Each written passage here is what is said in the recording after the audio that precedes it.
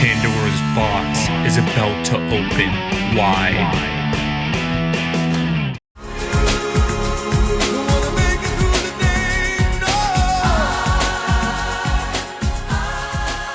I don't want to stay. Man, that song is like oral bliss. That's oral AURAL. Just for anybody out there that's got any bad intentions, got the wrong idea, you know. But man, John Cicada, Just Another Day. What a way to start the show. Just what an absolute bang. They don't make them like that anymore. No. You know? I want you to play that on. I've never heard that song before. What, Immo? Which is pretty crazy. I've never heard it, no. Please, yeah, you need to You were like vibing to it though. So. Put it, you need to I don't think I heard Oh, that Drew, you must have heard John Cicada before, man. You never heard that? Because that name, I don't even recognise the name, dude, which is like weird. Normally, I recognise the name of a golden oldie. I just thought that would be like a song that you knew and liked, like automatically assumed. I remember that Jake Harden, as I said, used to randomly sing that song quite a lot. It's like quite like a Jakeism thing. Do you know what I mean? Like, just yeah. But man, what a song! That's what the sort of song like you like forget something exists, and then when you hear it, you're like, oh, that is a banger. I love those type of songs. Oh, so good. John Cicada, Just Another Day. I'm gonna play that again, I reckon, on my way home later on. I reckon that's what happened to me. Like when we used to listen to "Kiss from a Rose," like all those years ago. Like, yeah, I hadn't heard that since I was like a kid, and then like we played it, and then I just got obsessed with it for like ages. Oh man, yeah. Because I remember really liking it when it came out when I was like a proper little kid, and I remember my parents had it like on CD, and I would like put it on or ask them to put it on or whatever. And I really liked Crazy and Kiss from a Rose. Yeah. I bought a new CD the other day. Did you ever see? What was the CD? Was it the Seal one you had? Was it like a black and white picture? Yeah, it was like white in the background, and then like white background, and then him was like sitting naked or something with his head like down. I can't remember if he was naked. He might have been.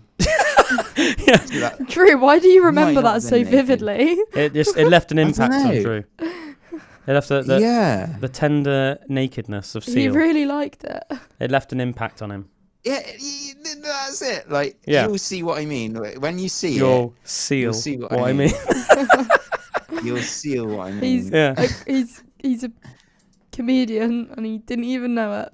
I mean, it doesn't really have the same ring to it as the actual saying, does it, Immo? But, no, I tried. But yeah, I mean, fair enough. Yeah, I reckon got a lot of crazy stuff to talk about on the pod today, just because loads of crazy stuff's going on in the world, man. He's so passionate.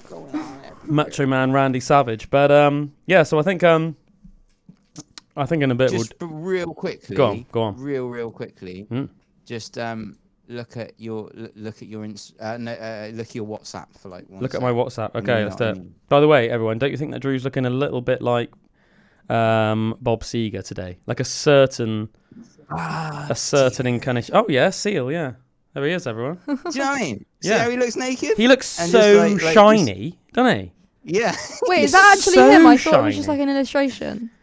No, I mean, of course, it's Seal, man.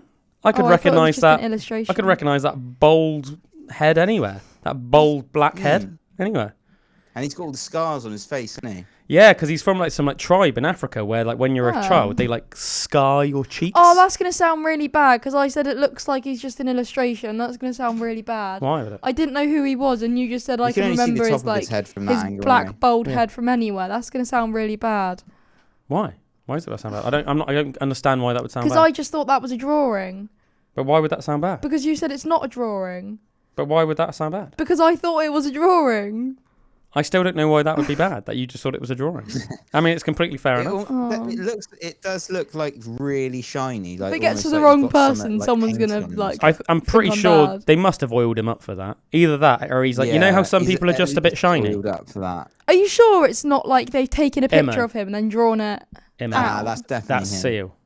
It's like an actual person. I didn't think he would have. What do you mean is it an actual person? Yeah, it's freaking Seal, man. Because it looks like a drawing to me. I didn't think people could be like I was going to say that those aren't the toes of an artest. Those are the toes of a real man. Well, he is an artist, but you know what I'm saying. Those toes were forged. Look at that calf muscle. Yeah, those toes were forged in the African Sahara, man. They weren't forged under an artist's pencil, you know?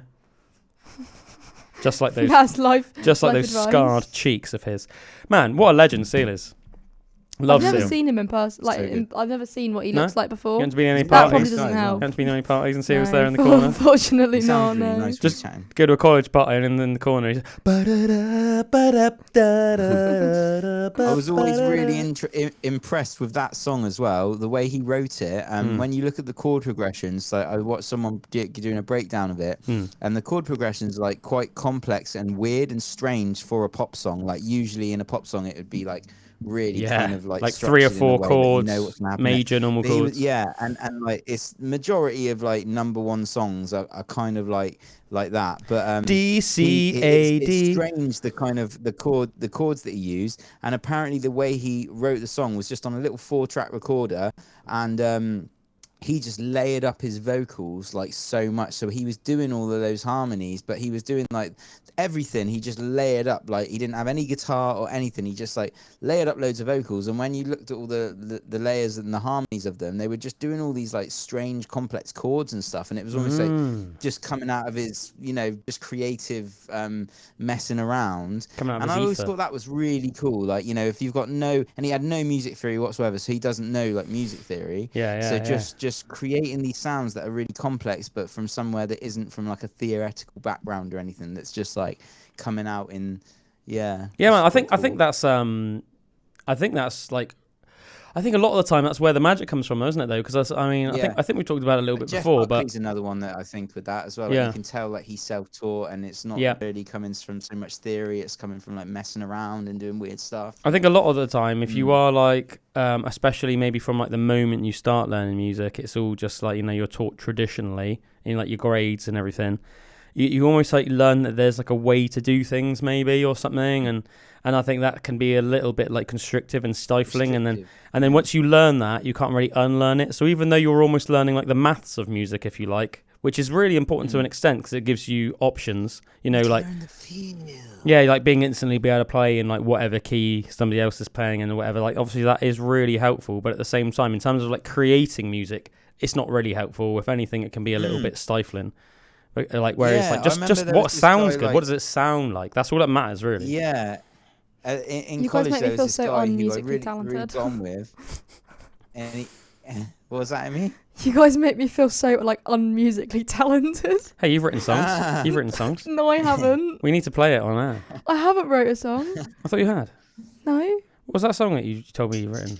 Or you made it. You made the song. Yeah, That one I made in like year 8. Yeah. So you've made music. one.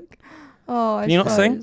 No, I can't sing for the life You of ain't got a me. good singing voice? No, me and my friends in college were listening to my old like some mules the other day from when I was like 8, and it's like Can we so can we record a duet just for a laugh? Maybe. That'd be great. Maybe. That'd be great. What were you going to say, Drew, anyway? In college, there was this guy, just on what we were saying about, theory and not being able to just almost do something that's not restrictive like that. Like, he was a grade 8 like pianist, and he'd play on the big grand piano there, and I'd always watch him and be like, man, like, you're insane. Like, do you want to have a jam? And then, like, he'd try and he just couldn't do it. But you could put a piece of, like, Mozart in front of him, and he would play it as long as he was sight reading it, and he could just play amazingly. But because that's all he'd done, he didn't know how to improvise or just jam on chords and stuff. And that just like blew my mind a bit, that he could be that good, but not be able to like kind of just have a jam in a band situation or anything. Mate, I don't even really understand how you could be that good and not be able to jam. Because do you know what I mean? It's like, to me, it doesn't almost like, it doesn't even really sort of make sense. But I remember hearing about like studio musicians as well, how like some of them, like, do you know what I mean? Technically, they're like amazing, whether it's like guitarists or saxophonists, whatever it is, but they've like never written a song. But like, if you want to pay them like some money to come in the studio and like rip a frickin' solo or something, like they can do it, but they can't like write a song of their own. They could never like compose their own album.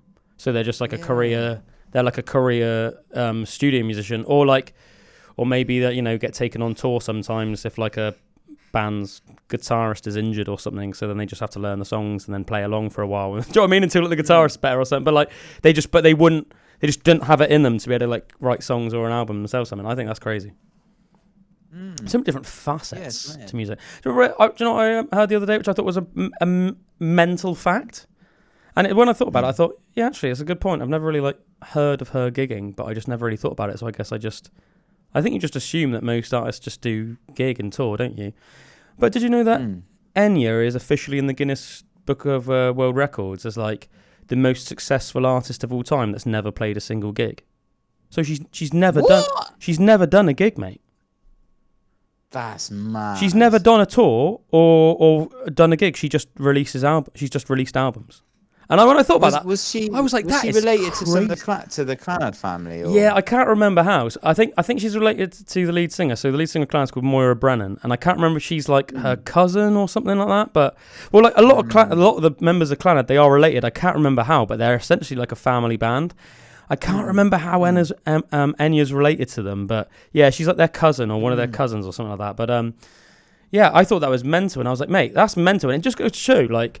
You can, although obviously it's way harder, it's mad to think that you can make it like as like an insane, multi-millionaire musician, and she's just never even played a gig. I would think that the gigs would be like the most fun part, having like some people hate it. Some people hate it though, Emma. I suppose. Some people like live. Fright and that, yeah, some people like live for the playing live bits, and other people it's like their thing that they hate the most. Kate Bush is like another person that she doesn't really like gigging. Like she's obviously played a lot of gigs in her life. I thought she was like really old now. Well, she's like in her 60s now. Oh, but lots of music. Yeah, but like the Rolling Stones still play gigs all the time, and Aerosmith, and she's probably about the same age as the guys in Metallica. They gig all the frickin' time. Do you know what I mean? Yeah. It's like so it's not like that crazy, like not that much of a crazy difference. But yeah, I remember thinking that was like a mental fact that that like Enya's hasn't ever really done a gig. I mean, I don't know. I don't know like how extreme that is. Like, did she when she was younger or something? But it's just never like toured her albums. Like, I don't know. Like exactly what they classify it, but yeah, she's gone down in history as like the most successful musician anyway that like has never done like a tour or a gig. Really interesting, isn't it? Yeah, it's a great accomplishment. Yeah, I'm trying to think how many records she sold worldwide. I'm just going to look it up a minute, but it's an insane amount. She owns a freaking castle in Ireland. I want to own a castle. She like bought a castle and then she like did it. Me too. She like did it up inside, so it's like She got like princess dresses and everything. She sold over 80 million records worldwide. Crikey, mighty, mate. And she's just never really enjoyed gigging, so she just doesn't do it. Basically. I bet she's had quite a bit of pressure from like fans and from management and that to like go on tour and stuff. Like, because they know they could proper sell those out. Apparently she's been asked before, like, why doesn't she do it or will she ever do it? And she's like, no, I'm quite happy just living my life in my castle in Ireland. She just wants to be in her castle. That's what we all say, don't we? I'm quite happy living in my castle. Yeah, and apparently she's like done it all up inside and everything, and it's like as cozy as a house, if you know what I mean. But it's like this from the outside, it's like this dope castle. She's probably got a fat studio in there as well. Oh yeah, for sure. And I know she's got like a safe house in there as well, and that because apparently once some nutter, she's got like a big, I think like a 2 meter or 3 meter long. Like wall all around her castle, but even so, some freaking nutter like climbed it once. She's got a big wall around her castle. Imagine saying that. Oh, I've got a huge wall around my castle. Like a portcullis. She needs to go like old school and get like a portcullis and that. Yeah. She needs to get a Mott and Bailey castle. Moats, build a moat. Yeah, then nobody would be coming in, would they? Drawbridge, moat. Yeah, guards. Yeah, the whole thing. But dressed in medieval guard. Yeah. They can use your helmet. Yeah. They can use your helmets over there. Apparently, she in her castle, she used to have like this like there was like a hatch somewhere, and then it would lead down to this like tunnel that would come out like by the beach, like near where she lives. Sick. But she filled it all in with concrete because she was worried that it would have the opposite effect and that some nutball would find it. Before? Come up the I did at some point. I remember. Would like come up the tunnel and then like find a way into her house, so she filled it in with concrete. But yeah, that's nuts, isn't it? Yeah. Yeah. It would have been cool if she didn't have to fill it in with concrete. Yeah, it would. So she could have like a really nice beach tunnel. Yeah. That would have been cool. Get like a little go-kart and put it in there, and then you just. A little go-kart? Yeah, and then you just go-kart down to the beach. Like Mario Kart. Yeah. Oh, it's great. Evie, we should make like a real life Mario Kart. Yeah, I've introduced Evie to Mario Kart, and she's like freaking loves it. Does she always go as Princess Peach? Do you know what? Yeah, she does a lot of the time. Yeah, she does actually go as Princess I was Peach, always baby Princess Peach in the little pushchair one. Yeah, she does do that one sometimes. Yeah. There's also one called like Mushroom Peach or something with just like it's like Peach with a mushroom on her head. She likes that. Oh, one. Is that? Oh, okay. Yeah, I think I've got the really old. I got the Wii one. So really old. Yeah. I play as Yoshi now. Yeah, Yoshi's a good character. I like Yoshi. I like him. Yeah. He's speedy. He's likable. Likable. Yeah, she's just at that age now where she can like play stuff like that and actually play it. You know what I mean? Yeah, that's good. It's really funny. Yeah, it's like really, really funny, and it's funny how much she likes doing it. Like recently, it's like every time I come in from work, she's like, "Dad, can we play Mario Kart?" I do that at my big age of almost 18. No, it's on Switch, like an M Switch. But you know, with like Switches, you can like play it on the telly as well. So even though it's like usually a handheld, you can like play it on the telly. So it's like quite it's quite like a versatile console. I don't think I've ever played a Switch. No, neither. I've got to get one. I really want one. Yeah, I bought it as basically as like a well done present for when Em gave birth to Evie. You've endured 16 hours of back-breaking labour. Here, have a Switch. And 9 months of carrying a human. Yeah, pretty much. I was like, well, there's got to be some perks, right? Oh, have a Nintendo Switch. Obviously, at the time, it was like you can take it on an aeroplane as well. Oh, she takes it everywhere. Whenever we go on like a long drive, it's hilarious. Em's just like next to me, like playing a freaking Switch, and I'm like, oh, it's all right for some, innit? That's what I would do. I'm here like concentrating, driving for hours, you're like getting tired and that. I don't actually mind. I just listen to podcasts and stuff. She's getting tired from the Switch. She's like playing like Botany Manor or some like weird game where like you're like in some weird country manor and you have to like solve quizzes, like puzzles and stuff, and you win plants for like your little flower house and stuff. Oh, really weird.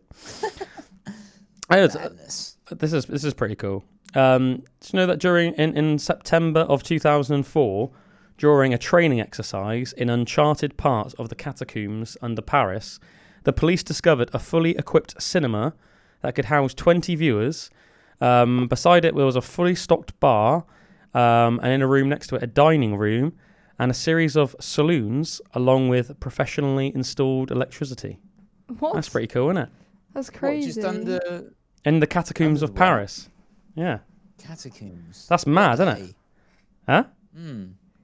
What are the Catacombs? The Catacombs are terrifying. You know, like the Paris Catacombs? Them? Man, they're mental. Yeah. It's like, man, so under Paris, there's like miles and miles and miles of catacombs, and they're all filled with like skulls and stuff. So like the wall, yeah. Some of them are filled with like goats' heads and stuff like that, like because people have like tried to do like summoning of the devil. Serious? Yeah. I've never heard that. That's I've seen them. I mean, that's the only types I've seen. It's terrifying. Yeah, so like I think a lot of it's to do with like underground caves and systems and it's stuff. Like it's not so much caves, I mean, because they're all like man-made, so they're like catacombs. Yeah, so it's almost like tunnels, but then some of them they open up into rooms and that. Some of them go to nothing. It's kind of like in the pyramids, but not in a pyramid. I think they might have been built originally because of either like the Black Death or the plague or something. And it was a place because there was just so many bodies. They were like, right, this is just too much work, just like building all these graves and digging all these graves and that. So like they were like, right, we need somewhere we can just store all these bodies. So they built the catacombs and they put all the bodies down there. Man, look up some pictures of it. If you ever go on Paris, just know that you've got loads of bodies underneath you, no matter where you are. It's like a goth's paradise, dude. There's just skulls everywhere and bones everywhere. Yeah, I've seen something in Turkey where there's like a church or something. It's just full of skulls. It's like made of skulls. I think it's in. I think there's another one. I think it's in Czech Republic. Yeah. I think it might be in Prague. Yeah. I think so. What's that called? There's a name. There's the name of it, isn't there? And yeah, it's like this skull. It's like there's like a chandelier made of skulls in it. Let's call it a scandalier. A scandalier. A chandelier made of skulls. Skull. There's that one in I think it's the Czech Republic. But yeah, Paris Catacombs, man. Paris is the most famous, but there is the other one. And they just go on for miles and miles and miles. Yeah, so it's literally like a labyrinth of tunnels and chambers. And yeah, the Catacombs, I've got some information here. The Catacombs have long been a place of both mystery and rebellion, attracting artists, explorers, and those who seek freedom away from the gaze of authority. In 2004, a police training patrol stumbled upon an extraordinary secret, a fully functional underground cinema. The hidden cinema was equipped with proper seating for 20, electricity wired with precision, a bar stocked for patrons, and adjoining rooms meant for dining and social gatherings. It was more than a room, it was a world below a world. a sanctuary for for a clandestine culture. Authorities were apparently astonished by the professionalism of the setup. When the police returned some time later, apparently everything had been stripped bare, leaving no evidence of it. But I wonder who did that. Mate, mad, isn't it? Mafia. Makes you think must have been someone with a bit of money to get it all like professionally electrical. Like an aristocrat. Some sort of like. I think it's more scary they managed to get it down in like a couple hours. A secret society. It's a bit of like some sort of like wealthy secret society. That makes me think of it. Well, it must have been. Go down there and party and watch movies. Yeah, sounds cool though. Apparently there is an official. There's a word for people that basically go down into the catacombs, and they're called cataphiles. And apparently there are like entire communities of cataphiles in Paris. Yeah. Some of them are like literally you can join them on like groups online and then meet up with them to go down. And some of them are like secret, and like some of them do like. They can be quite like vicious as well. Yeah, some of them are like maybe like probably more like dark. I've seen them. You know the YouTubers I always tell you about, Sam and Colby. They went down there. It's terrifying. I would quite like to go down there. I'd quite like to go down there. I wouldn't. You can't even stand up in any place, basically. Really? There might be a couple where you can. Most of them you have to like crawl through little holes and stuff like that. I just figured a lot of the time you can't stand up properly. Really? Yeah. I reckon the acoustics would be pretty cool if you took down like a guitar and that. Write a song down Everything would probably fall on you. Reverberant skulls. Yeah. Yeah, so cataphiles. And they're urban explorers who navigate forbidden tunnels in search of art, music, and gatherings hidden from the modern city. So there you go. Wow. That's pretty cool, isn't it? I'd like to go to one of those parties. Yeah, me too, man. Me frickin' too. I wouldn't. Yeah, Count me out. Yeah, I'd like to go to one as well. I reckon it'd be pretty cool. I don't. No, you wouldn't like it? No, that sounds terrifying. Why not? I feel like I'd be added to the body list. You reckon? Yeah. Nah, you'd be alright. Put a big X on my back. You'd be alright, Imo. You'd be alright. Did you guys hear about that crazy shooting the other day? No. That shot up that Mormon church, the Church of Latter-day Saints? No. Yeah, a guy called Thomas Jacob Sanford, a 40-year-old Iraq war veteran and self-proclaimed anti-fascist, unleashed horror on the 28th of September. So literally just like last week. Yeah. At Sunday. No, I can't be bothered to figure it out. But yeah, a week it wasn't Sunday. Don't know, I can't remember. Like At Grand Blanc, it was the other day basically. Yeah. At Grand Blanc, Michigan. He shot up the Church of Jesus Christ of Latter-day Saints, driving his truck through the doors of the church. He then opened fire on his AR-15, killing 5 Christians and injuring 8 more before police neutralized him amid the flames he set off. That's horrible. He also had a Stop Trump sign. A Stop Trump sign marked his Burton home, aligning him with radical progressives decrying fascist America, apparently. This attack caps a grim 2025 trend. Obviously, not far removed from Charlie Kirk's September assassination by gunman Joshua. The socialist gunman in Utah, to Joshua Jan's ICE office shooting in Texas. Basically going, it's just a continuation on from more crazy sort of shootings and mad stuff that's going on in America at the moment. Haven't the government gone like out of thingy again? Like out of what? I can't remember what it's called. They've got like no money, so they're like. Well, they're bankrupt. Yeah, but like they've done. What's it called? Hang on, they've got like. I swear it's like they got like no government. Here or in America? In America, like. What is it called? I saw loads of stuff on it earlier. Hang on, let me. I saw something about that someone shutting down the government or something for this guy. What, in America? Yeah, and I was like, how is that even possible? It's been shut down. Yeah, the US government has been shut down. They've gone bankrupt, so they've got they've shut down. So like people who work for them either don't have jobs or are on unpaid leave until they sort it out, or they are just working but won't be paid for their work. Government shuts down after Trump and Congress failed to reach deal. Yeah. Yes, U.S. government shuts down, but I don't know what that means. No, I don't know what that means. Like the government they obviously can't. So they can't shut. They obviously can't actually shut down. They're basically they can't pay anyone. So everyone's doing work that they won't be paid for, or are on unpaid leave. And stuff like that. That's crazy. Sure. That's what I got explained. How is that not like bigger news? Because I haven't even heard of that. Do you know what I mean? I don't think they've run out of money. I think it's to do with the funding and stuff. Right. It happened when he was last in charge. Government shutdowns occur when funding legislation required to finance the federal government is not enacted before the next fiscal year begins. In a shutdown, the federal government curtails agency activities and services, ceases non-essential operations, furloughs non-essential workers, and retains only essential employees in departments that protect human life or property. Shutdowns can also disrupt state, territorial, and local levels of government. So it's to do with like funding and that, and maybe it's and it seems like it's to do with a deal with like Trump and because it says they haven't been able to reach a deal, so they've shut down. So I'm guessing it's like he's been I'm not giving you for the funding unless you agree with this. Or, right, okay, that's starting to make a bit more sense now. Potentially, it's starting to make a bit more sense now. Well, if that's the case, I reckon that will be sorted out like relatively. So that looks quickly. like that happens. That's the thing that has happened before and stuff as well. Yeah. I was going to say because you can't obviously the government can't just shut down. I mean, apart from anything else, they're like they're the most powerful nation on the planet. Do you know what I mean? You can't just like shut down the government. And I guess we'll just take a week off. Yeah. Well, that is interesting. Anyway, did you see that mental thing that the NHS put out the other day? No. About like promoting like basically getting jiggy with your cousin. What? Did you not hear about that? That's caused like a massive controversy. Yeah, so the NHS the other day put out something.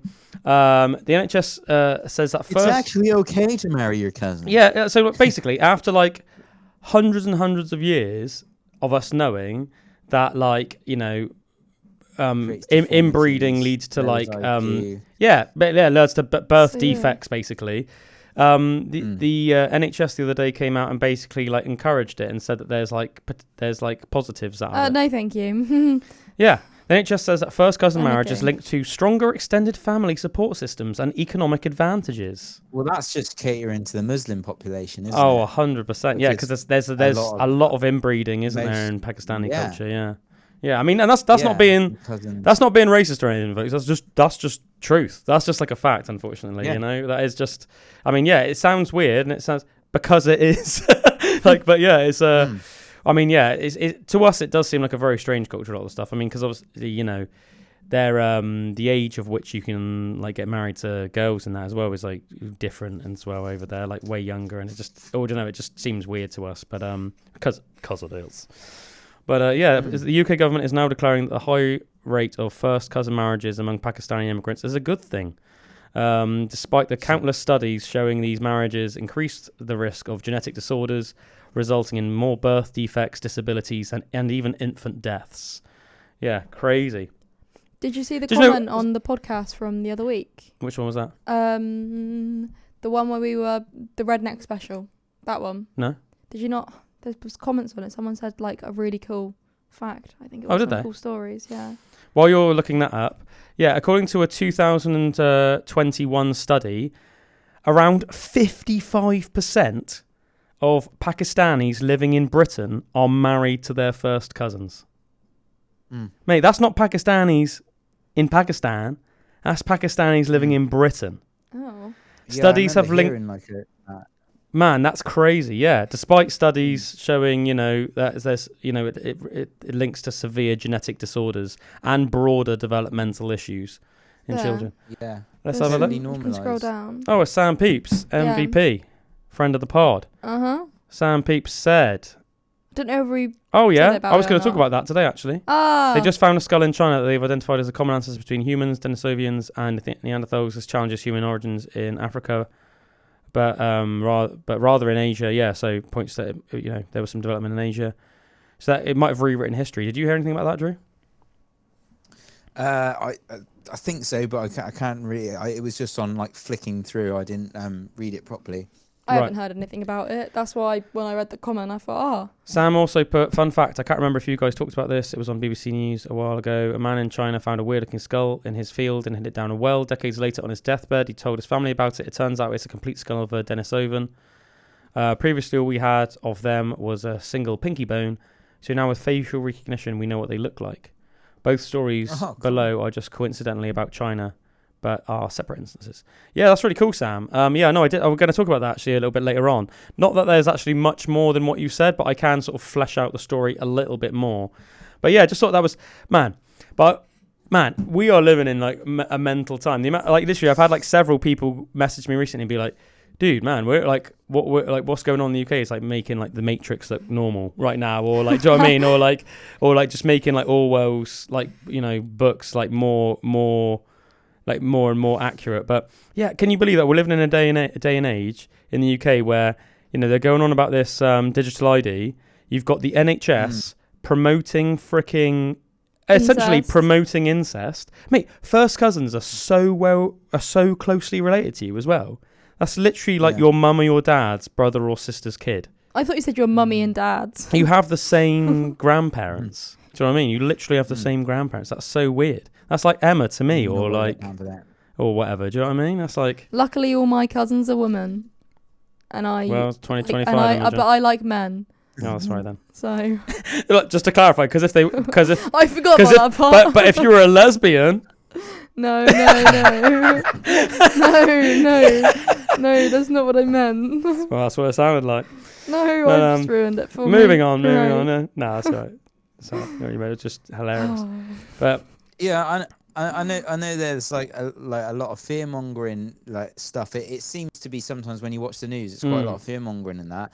But just the amount of things that I'm just hearing just everywhere and stuff that's happening in front of our eyes that I can't help but like looking at it from in a fear, you know, it's creating that fear response in me. And usually I'm pretty like, I kind of know that's the aim of the game really with news and stuff. And I ignore it quite a lot. I'm like, no, it's not as bad as people think. But yeah, there's a lot of stuff that's happening recently and it's really worrying for like the future and I think there's I don't normally have that reaction, but it's like I know, sketchy. And you know, I think that, you know, there are a lot of very intelligent people as well that are saying things like we're living in a semi-communist state nowadays, an authoritarian state, and I think you could argue maybe whether or not we're living in a semi-communist state. I think you could argue that, you know, back both ways, but I don't think that you could argue that we live in a worryingly authoritarian state, or it's like what you'd call a nanny state, you know, a nanny state. So this government basically thinks that it's like they almost like their de facto thing is that like everyone's an idiot and they need to tell us what is best for us. But then not only do they tell us what is best for us, they then enforce it. And almost like promote almost like other people treating you like you're a bad person if you don't do that, you know, which is too far, you know, that you should have as little government as possible, you know, and I think that's one thing we should always remember is like, you know, the government is necessary for certain things, but we should have a smaller government and as little government as necessary, and we should be empowering individual families as much as possible. But what's happening is the opposite of that. It's like taking more and more power away from the individual and the families and putting more and more power into the government, which is just the opposite of what we need, really, you know? And I find it mad, like the people that I respect the most and that I kind of resonate with the most, like you said, there's a lot of intelligent people that talk about these things. And I'm like, when I look at politicians or some of this stuff that's being fed to us from that side, they don't seem as intelligent. They don't, you know. No. I'm like, why are the people that like I really respect and that are like that seem to be understanding like so much about what's happening, you know, with the state of the world and stuff. Like, they're the people that I want to see in power. Yeah. They're the people that I want like more like in positions to like help us like govern what's right to do for like people and stuff. But it just seems like to be like the opposite, and just hearing like what Keir Starmer's saying in speeches and that, I'm just like, this is crazy. Like, this is not, basically saying that anyone who agrees with reform and stuff are like racists, far right Nazis or whatever. Right, yeah, mental. I'm like, mental. I'm not a racist, No, that's it. Like, but if you don't go along with those ideals, you can quickly be labelled racist, and that's just mad. I think if you want to, you can poke so many holes in their so-called logic and all of their sort of like belief system and what they say is built on such a freaking straw foundation, that it's like it doesn't really even take you that long to like make their whole sort of their ethos, or whatever you want to call it, their outlook look stupid. But I guess what just like almost like frustrates me a little bit or confuses me is like why so many people still almost like agree with it or like think that it's do you know what I mean, think that it does make sense and stuff. I don't really understand how you could think it makes sense, like to me it just doesn't really I just it's like with the digital ID thing. I mean, to be fair, I've seen some good like anchors, like anchormen and women in the last sort of week really take him to town, like Keir Starmer to town on the digital ID thing. Oh, that's good. And like saying because obviously that it's on mainstream media and stuff. Yeah. I know, because obviously they're saying that we need digital ID to stop basically illegal immigrants getting jobs in this country, but that's what we have the national insurance number for. Yeah, exactly. And obviously, also you could also show your passport with that, obviously, because if you didn't have a freaking British passport, you're not a British citizen. And that so he's literally saying on air to these people, we need that because there's proof, looking at statistics, that there's more people, more illegal immigrants working in Britain than there are in, say, European countries, right? And then, like, I watched an interview and it was really good. They would still work illegally. Yeah, exactly. And that's basically what the anchor woman said. And I thought it was really good because she wasn't letting up. And she was like, yeah, but, like, I understand what you're saying, but your digital IDs aren't going to solve the issue because they can't. If you're an illegal immigrant, you're not going to have a national insurance number, which usually would show, like, your employer or your potential employer when you're going to get a job. So if your employer isn't asking to see your national insurance number, why would they have to see your digital ID?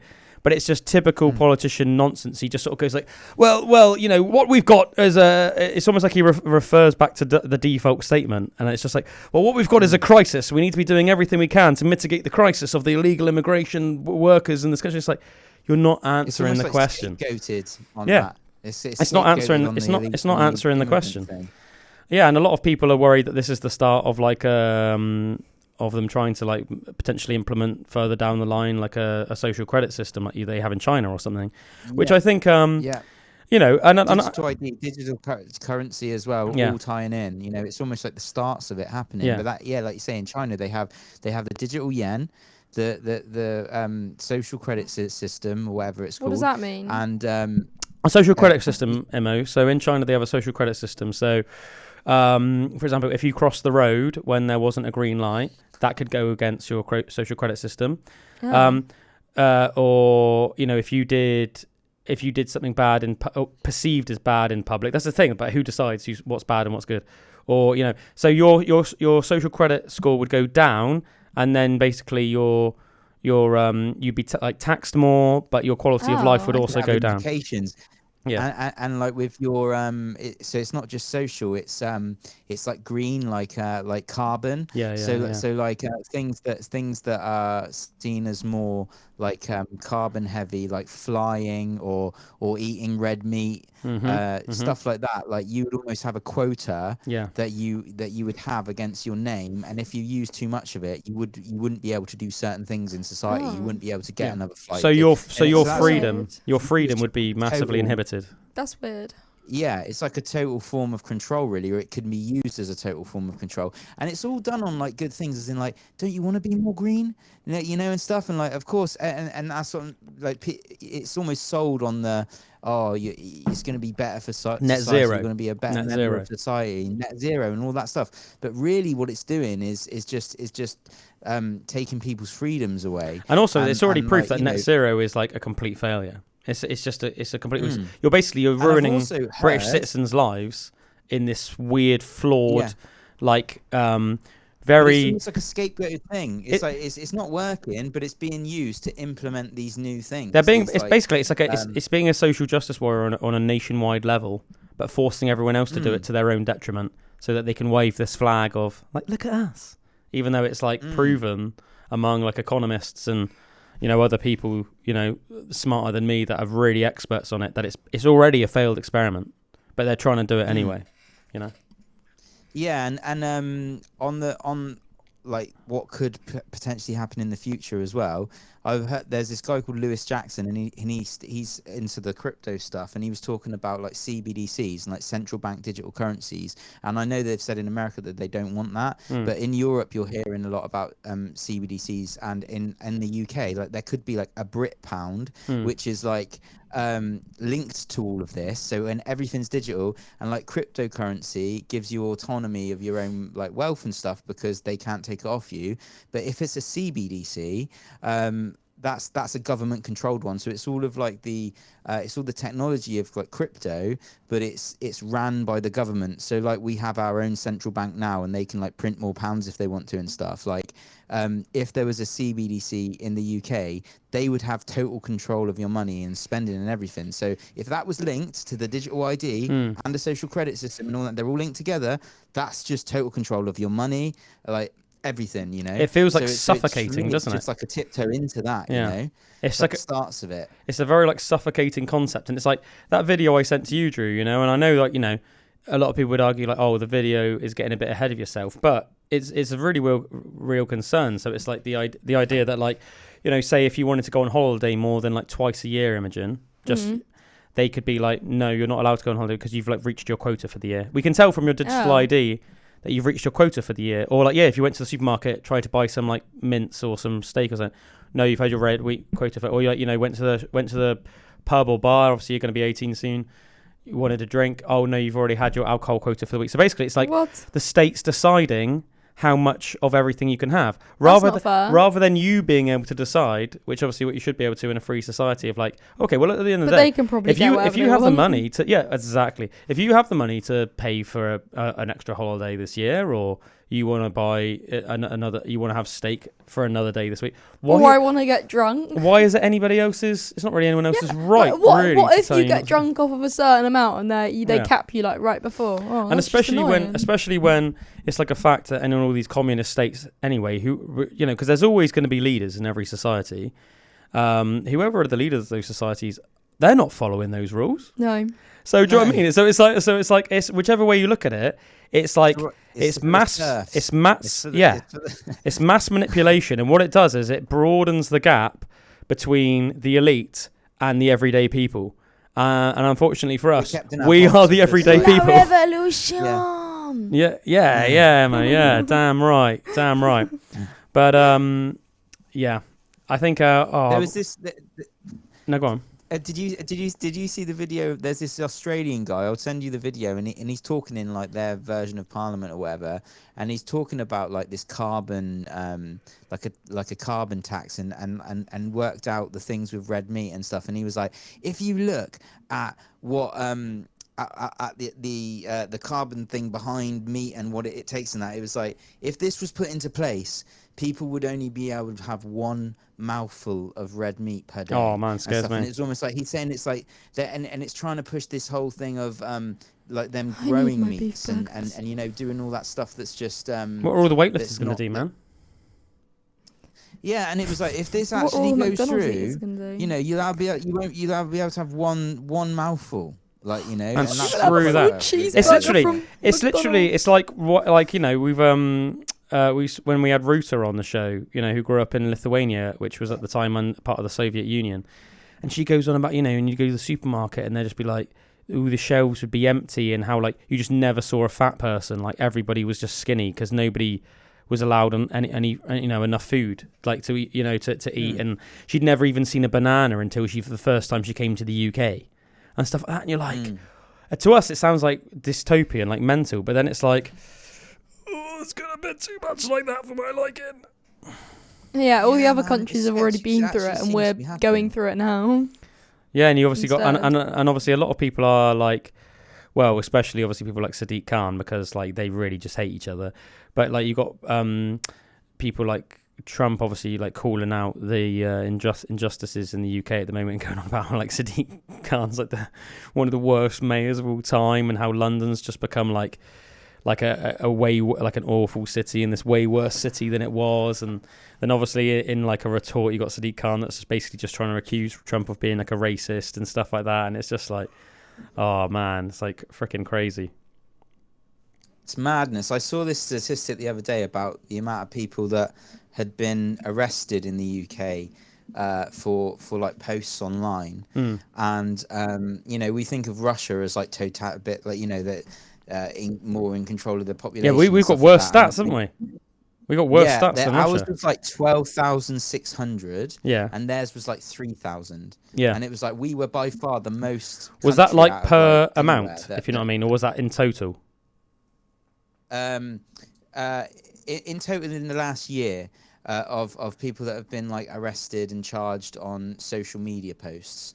And in the UK it was 12,600 or something, and in like Russia it was like 3,000, and it was like, well, and that's in total in terms of the whole population. Because obviously, if that is the case, you've got to bear in mind as well that obviously Russia's population is so much bigger than the UK. How can they get arrested from social media posts? What, in the UK? Yeah. Have you not heard? Do you not know anything? Man, Imogen No. is like living under a very nice little rock of happiness. But to be fair, I think when you're Imogen's age, you just don't worry so much about these things and don't look into them so much. It's a bit more like you get into your 30s and you're like, I must keep on top of this sort of thing. But so people have been getting like it's been a really growing and worrying thing in the last couple of years, Imogen. People are getting like arrested for like Facebook posts and like tweets and stuff. Oh. So basically, if you put up a post. And like, yet again, this is the thing, like, who decides what's okay and what isn't? So if I post up a TikTok dance of me dancing to like something, they can take it down and take me to jail. People, so there, people have putting up posts like critical of if any concerns about, say, like Pakistani rape gangs, or I don't know, it could be I don't know, it could be like. There's several different things, but it's usually it's all political based. People that are critical of a certain type of what's deemed like a political issue, and then you can literally watch loads of videos of it online, and it's like the police just come around to your house in the middle of the night and just arrest you. Oh. There was one woman, was it Lucy Connolly? That's so weird. And she was sentenced to like 2 years in prison or something, wasn't it? Was it 2 years? I think she's finally been acquitted now, but that's after months of her being in prison. And I think the post that she put up was a bit sweary. I can't remember. Cause the thing is as well, she took down the post. Yeah. So she like put the post and then she deleted it herself. And then the police came to her house, and she was like a mum, not that much older than me and Drew, and they arrested her and basically like threw her in prison. And I think, I don't know. On average, 30 per day there is now. 30 per day. That's crazy, isn't it? I can't remember exactly what her tweet was. Oh, I don't want to be next. I think it was something to do with her being worried about illegal immigration, and like I think it was something to do with like her being worried about illegal immigration, the type of men that were coming into the country, and the fact that they are sometimes from cultures that are openly sexist, and maybe it's even like normal to like sexually assault women. So it was like it was everything like, I don't want these effing people in my society sort of thing. And then they came to her house, and I think they said that she was inciting racial hatred and stuff like that, and then they arrested her. So it's trying to keep social media a little bit more. Yeah, they're trying clean, but it's not really working because they're only picking and choosing. Well, also as well, like again, a bit like what I was saying earlier on about why I don't really understand why anybody at the moment would be supporting like the Labour Party or Keir Starmer. Like, I don't really see how you can't poke holes in the argument and see that there is no logic in it. I mean, last week we talked loads about like crime statistics and stuff, and how can you say that you live in a just country when you've got all of our stats are showing that like. What was it? What was the percentages I was saying about? Basically, the vast majority of like rapists nowadays don't even get convicted. Yeah. Violent crimes are like massively on the rise. Even like murders are on the rise. Like, we're on like the red warning, aren't we? For everything. A lot of like countries have put like Britain now into like a different category, like a more dangerous like official category, warning their citizens when they come to the UK because of how it's more dangerous. I can't remember if that was just London or if it was the whole of the UK, but even so all of our crimes are on the rise, whether it be theft, sexual assault, murder, and the police doesn't seem to be any like massive like like, what's the word I'm looking for? There's no like call to arms on their side to be sorting that stuff out, and instead they're pouring their energy into arresting people for tweets and Facebook posts. Like, how in any reasonable person's head can you say that? Like, no, I think that's good. Do you know what I mean? How how can you say that's good? And if you ask that question, you're being called racist. Yeah, I don't get it. Yeah. I really don't get it. And I think it's like this whole thing as well, like, us saying about our worries about the social credit system and that. And I think, there's a lot of people, unfortunately, that would listen to our concerns and they'd almost make out that what we're saying is like conspiracy theorist. But it's literally happening in front of our eyes. It's literally, it's sort of, it's happening. We can see how this is, compare it to other countries and how they've gone and how it's evolved in other countries, to use that as a comparison. And also, the same people that would say anybody with these concerns now are a conspiracy theorist, which, apart from anything else, since when is it bad to have a concern? We're not saying out and out it should 100% happen, but we're saying it's a big enough concern to be worried about it, which is absolutely, how could anybody make up that was unreasonable? But let's face it as well, the same people that would say that this is a conspiracy theory. I mean, to be honest, I don't know anybody personally that's actually in favour of this digital ID. I assume that there are some nut bars that are, but there are also some nut bars that frickin' I've seen a few comments of people saying, I'd say it's going to be so good. But there are people that believe all sorts of crazy stuff as well, you know what I mean? Like absolutely wacky as hell stuff. But the same people that would call that a conspiracy theorist are the ones that have called everything else in the past a conspiracy theory that have actually ended up becoming true. And this is coming, and as I said, I love a conspiracy theory, but I'm not the sort of person that just believes every conspiracy theory. I've said in the past, and I'll say it again, I think probably about 1 in 10 conspiracy theories end up being true. We talked a little bit about Agent Orange in the past, which was the one about the Vietnam War.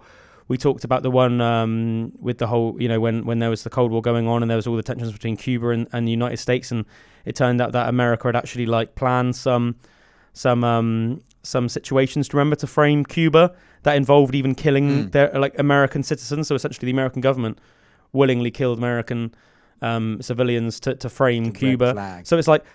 And these are verified facts, you know what I mean? So as I said, I only think about 1 in 10 conspiracy theories are true, but even so, some of them might end up being true. But my point is the same people that say, do you remember when it first came out that COVID didn't come from a bat, from a man eating a bat? It was leaked from a lab in Wuhan, China, and everyone was like, "Oh, if you believe that, you're a conspiracy theorist. This is mental conspiracy theorist stuff." And like now, it's like 100% a fact that happened. So it's like, and also the vaccines, like the cover-ups with like Pfizer and stuff, for like the actual results of tests that they had and that. It's like no way they couldn't do that. But then there's been loads of stuff about that as well. Like they actually did hide stuff or not make it public.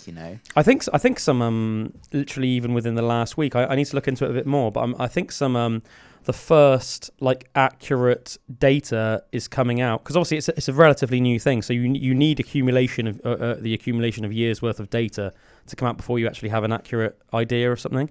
But because it's been a few years now since people took the vaccines, there's like the first sort of round, if you like, first series of data coming out now, showing that there actually are health risks that have been linked to the COVID jabs for the first time. And again, that would have been seen as like conspiracy theorist stuff back in the day.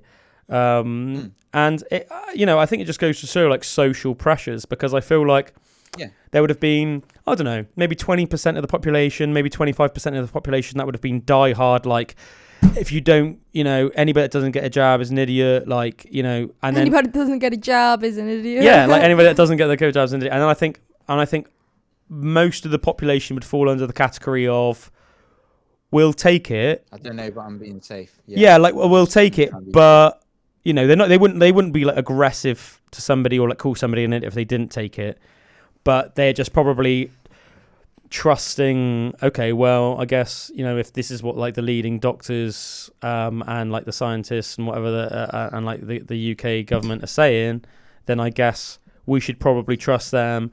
And don't get me wrong as well, I think that sometimes, maybe if you do see like on Facebook that somebody that also like, just does loads of frickin' like, I don't know, loads of MD all the time is like sprouting off all these conspiracy theories on Facebook. In a way, it almost like strengthens the argument in some way, I think, of like the more official statements, because it makes you think, well, I've known Charlie, we'll call him, since school, and I know he's a bit daft, so why would I listen to him? Do you know what I mean?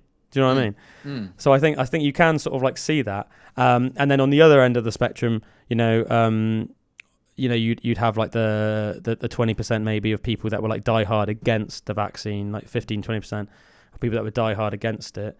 But I think as time goes on, I think that there will potentially be more of an argument, and people that didn't take the vaccine will be more justified in not taking it. That's just my view. I think as time develops and as time goes on, it does seem that, like, especially things like blood clots, there seems to be a lot of evidence now that like blood clots and strokes have been attributed to the various jabs. If I remember rightly, I think there were 3 different types of COVID jabs, wasn't there, at least available in the UK? There was the Pfizer one, there was Moderna one, and there was the...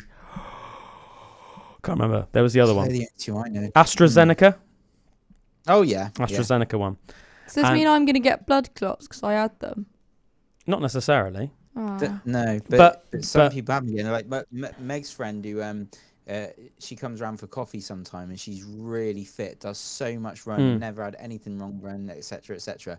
And it's those kind of people where there's been no kind of like history of anything like being wrong with them, like especially to do with blood and clots and stuff, that she's had this huge blood clot in her leg, and she's like, where the hell's it come from? And she like runs a lot and stuff. Yeah. And they were even worried that it was cancerous and that as well, but that was like all clear. But yeah, still.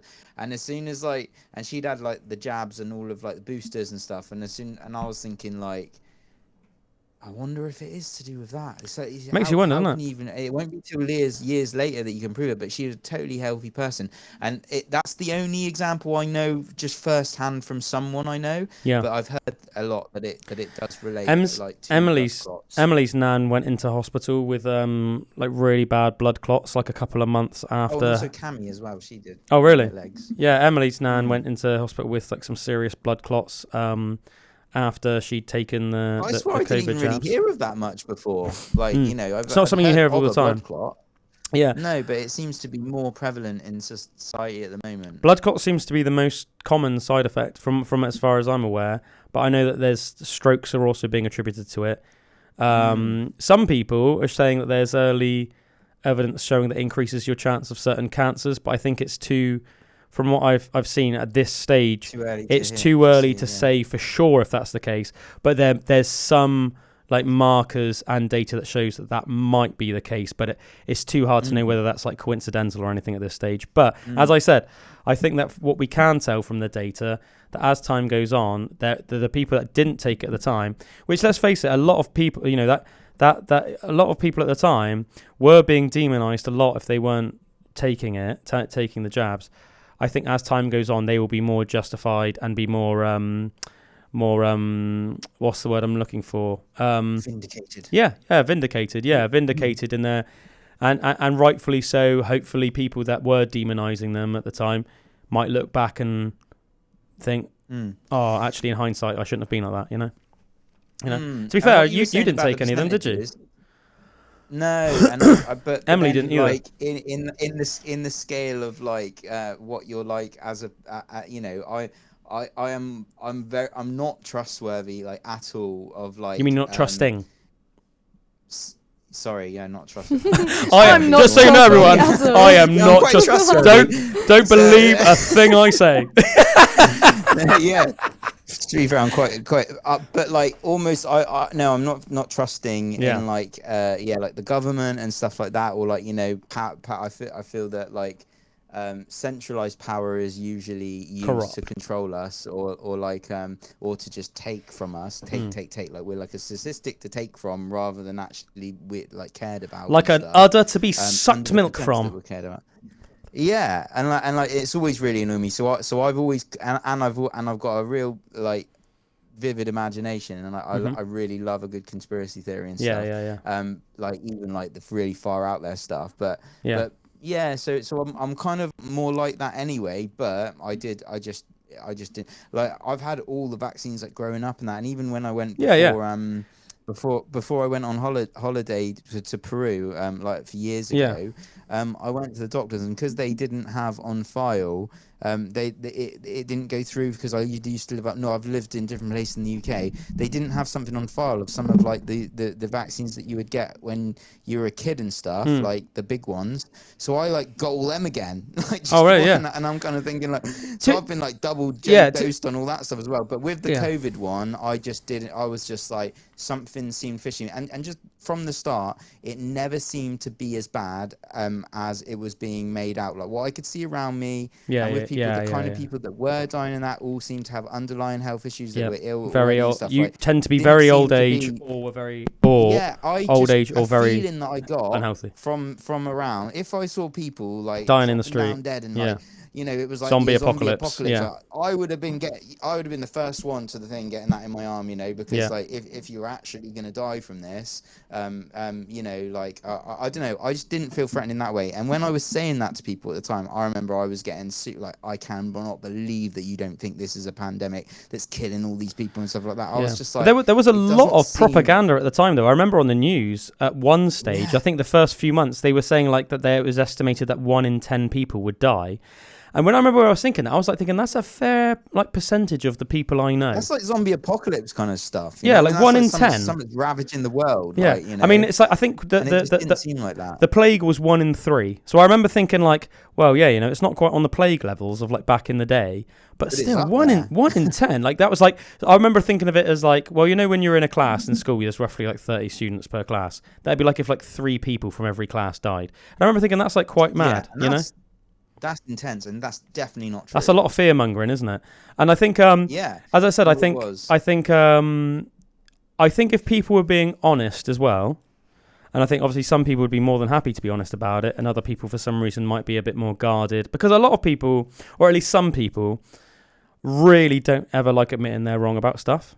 So, like, but I think a lot of people, if they were being honest, would admit that they probably regret taking them now. In hindsight, people that did at the time. I mean, I only had like the first one. So, Imo, can you remember like to actually officially have like your first round? Didn't you have to like have it like you had to have it like several times, didn't you? Can you remember?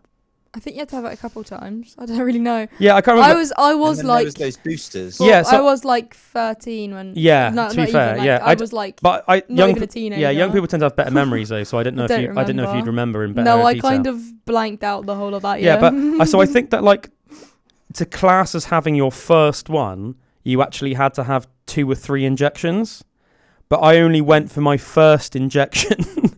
But even that, so even if I've only had like half of one or whatever, or a third of one, I still regret taking that now.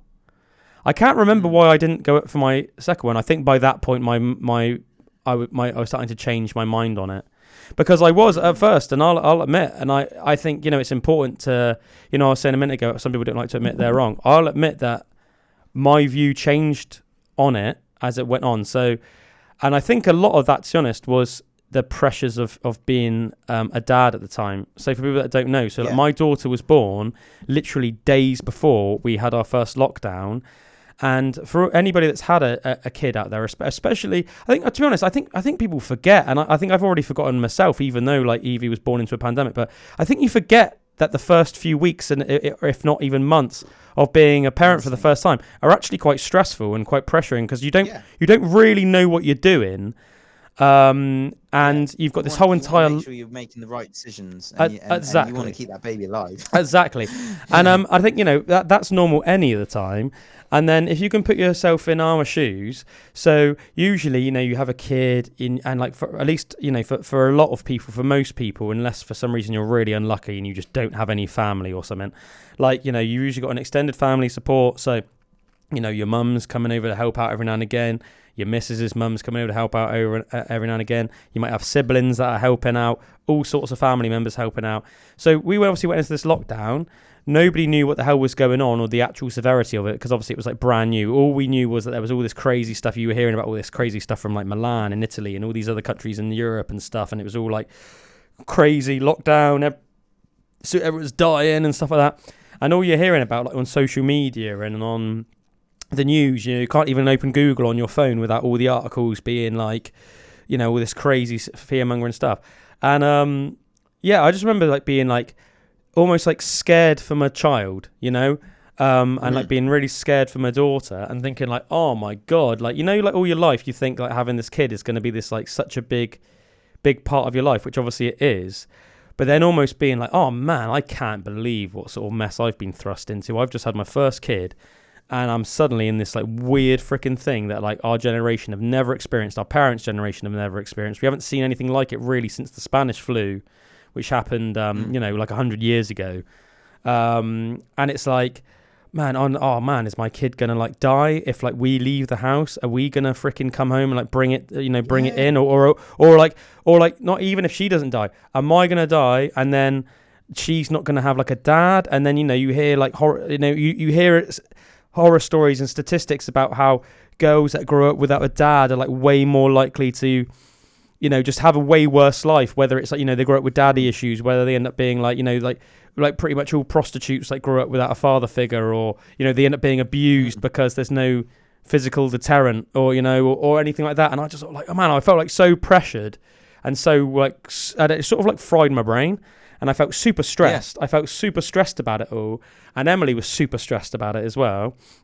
And my initial thoughts, which I can see the logic behind this to this day. My initial logic when it came to the vaccines were so like basically most vaccines, and I think I'm not anti-vax, by the way, in terms of most drugs, but that's because I think most vaccines have naturally had decades of trial and error, of testings and stuff like that, weighing up pros and cons before they are rolled out then, say, into like, the public domain in schools, when you're a kid and you get your jabs in school. So I think most vaccines are good, and I think that they are fine. And I think that even if they do have some health risks, the pros outweigh the cons. Do you know what I mean? So some of the things we're vaccinated against, they might potentially cause some small health effects, some bad health effects. But for everybody like hundreds of years ago that didn't have the vaccine, they were getting this illness that we weren't vaccinating against, like measles or whatever, and like measles would be like freaking savage. So it's like, the good outweighs the bad. Often in life, I think we expect things to be perfect, and really, rather than seeing things as extreme as being like perfect or awful, we need to realize that most things are like, it's more like weighing up pros and cons. It's more like, it's like, this is good and this is bad, rather than this is perfect and this is awful. Do you know what I mean? Or this is good and this is awful, but it's not like, this is amazing and this is awful.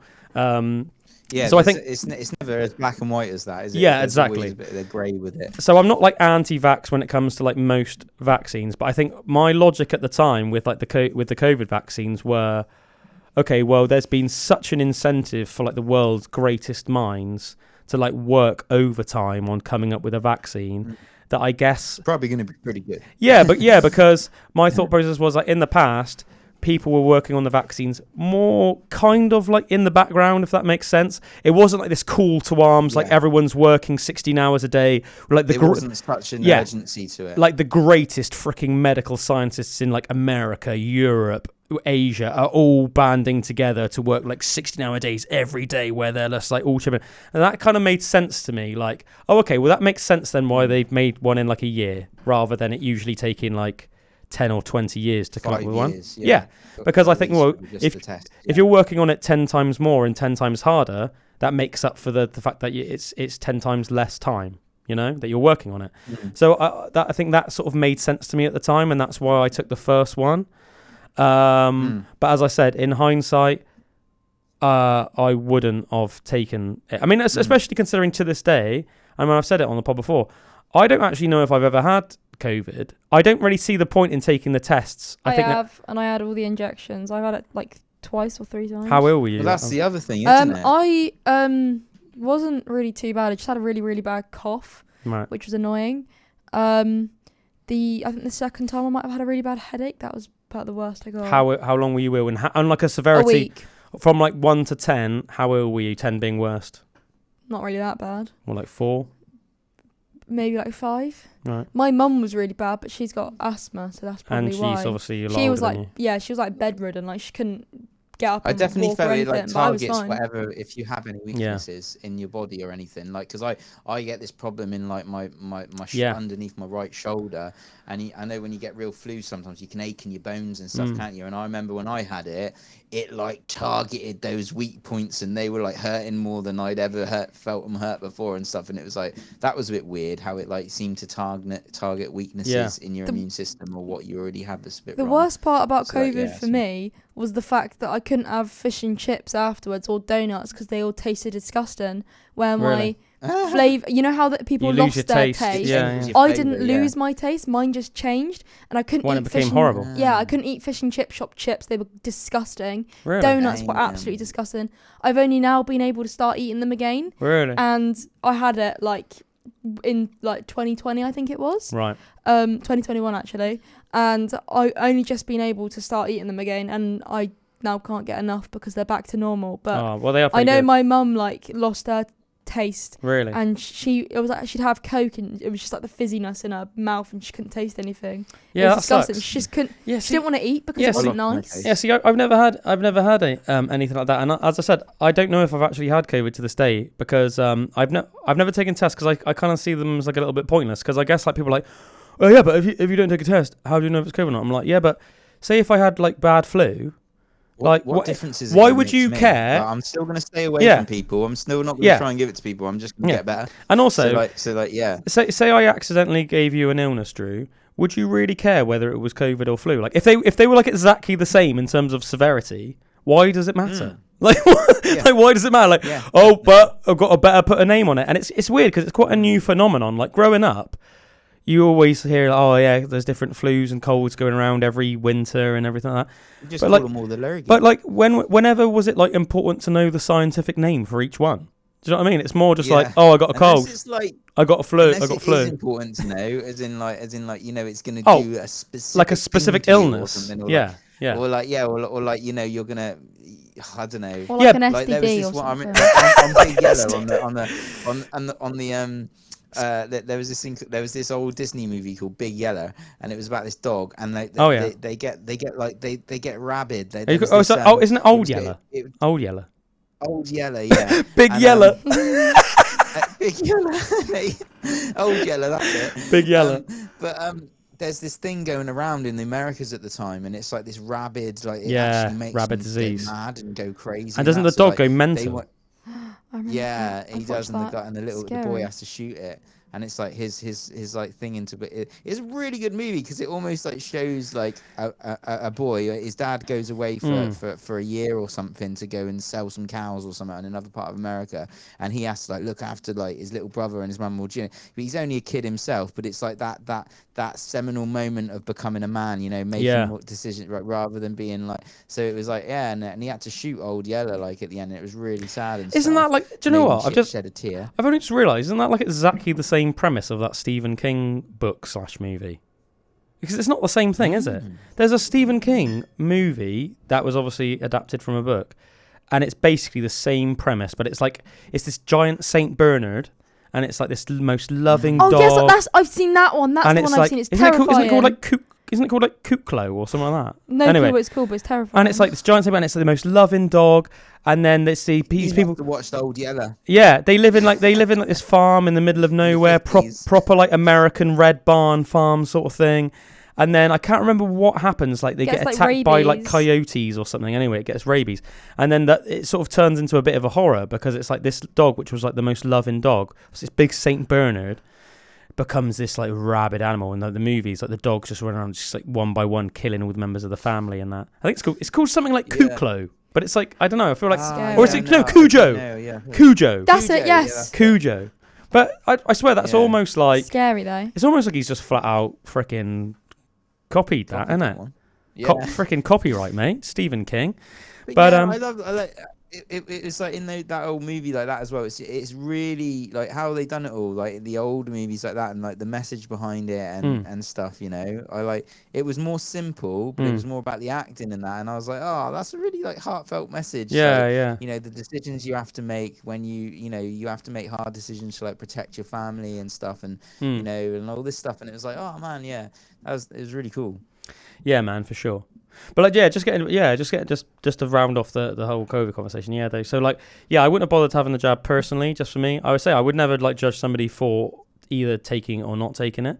Just probably for me, if I was being honest, I wouldn't have bothered taking it, because at this point I probably have had COVID and I've either been a non-responder, which is crazy because when the news first came out in 2020, I was thinking, oh, I'm an asthmatic. I don't even take an inhaler, but technically I am an asthmatic, and I did nearly die of asthma a couple of times around the time I was born, first few months I was alive. So, I was thinking like, oh yeah, it's going to like really just like F me up.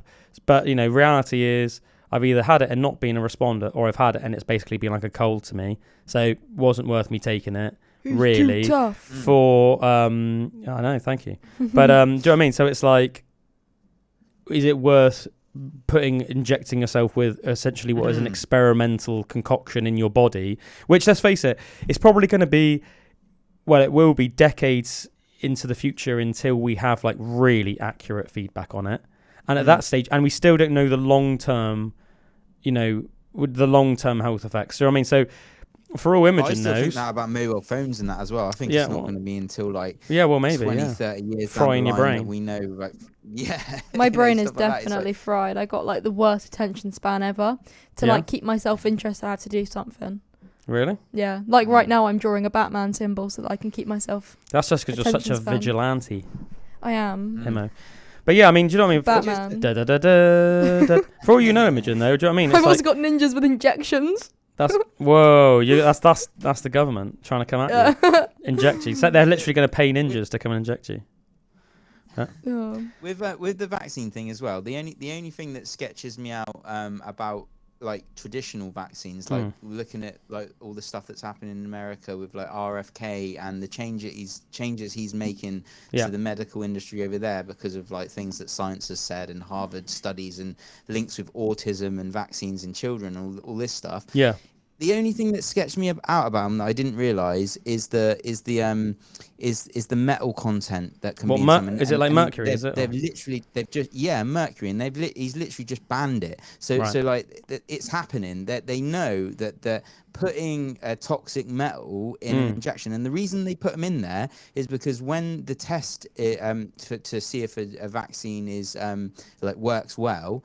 It needs to trigger a huge autoimmune response in your body, because that's how you know the vaccine's working. Because like you've got the illness, the vaccine triggers an autoimmune response, and that's how you build up your immunity to it. But they were putting the toxic metal, the mercury, in because it was triggering an autoimmune response. So it was almost piggybacking off the fact that you've got something toxic within it that creates an autoimmune response, and then okay, yeah, we got a good vaccine. But do you know what I mean? Like that to me is like they were using almost that to like get a good result for some of them, and it might work, but it was like piggybacking in off the toxic metal.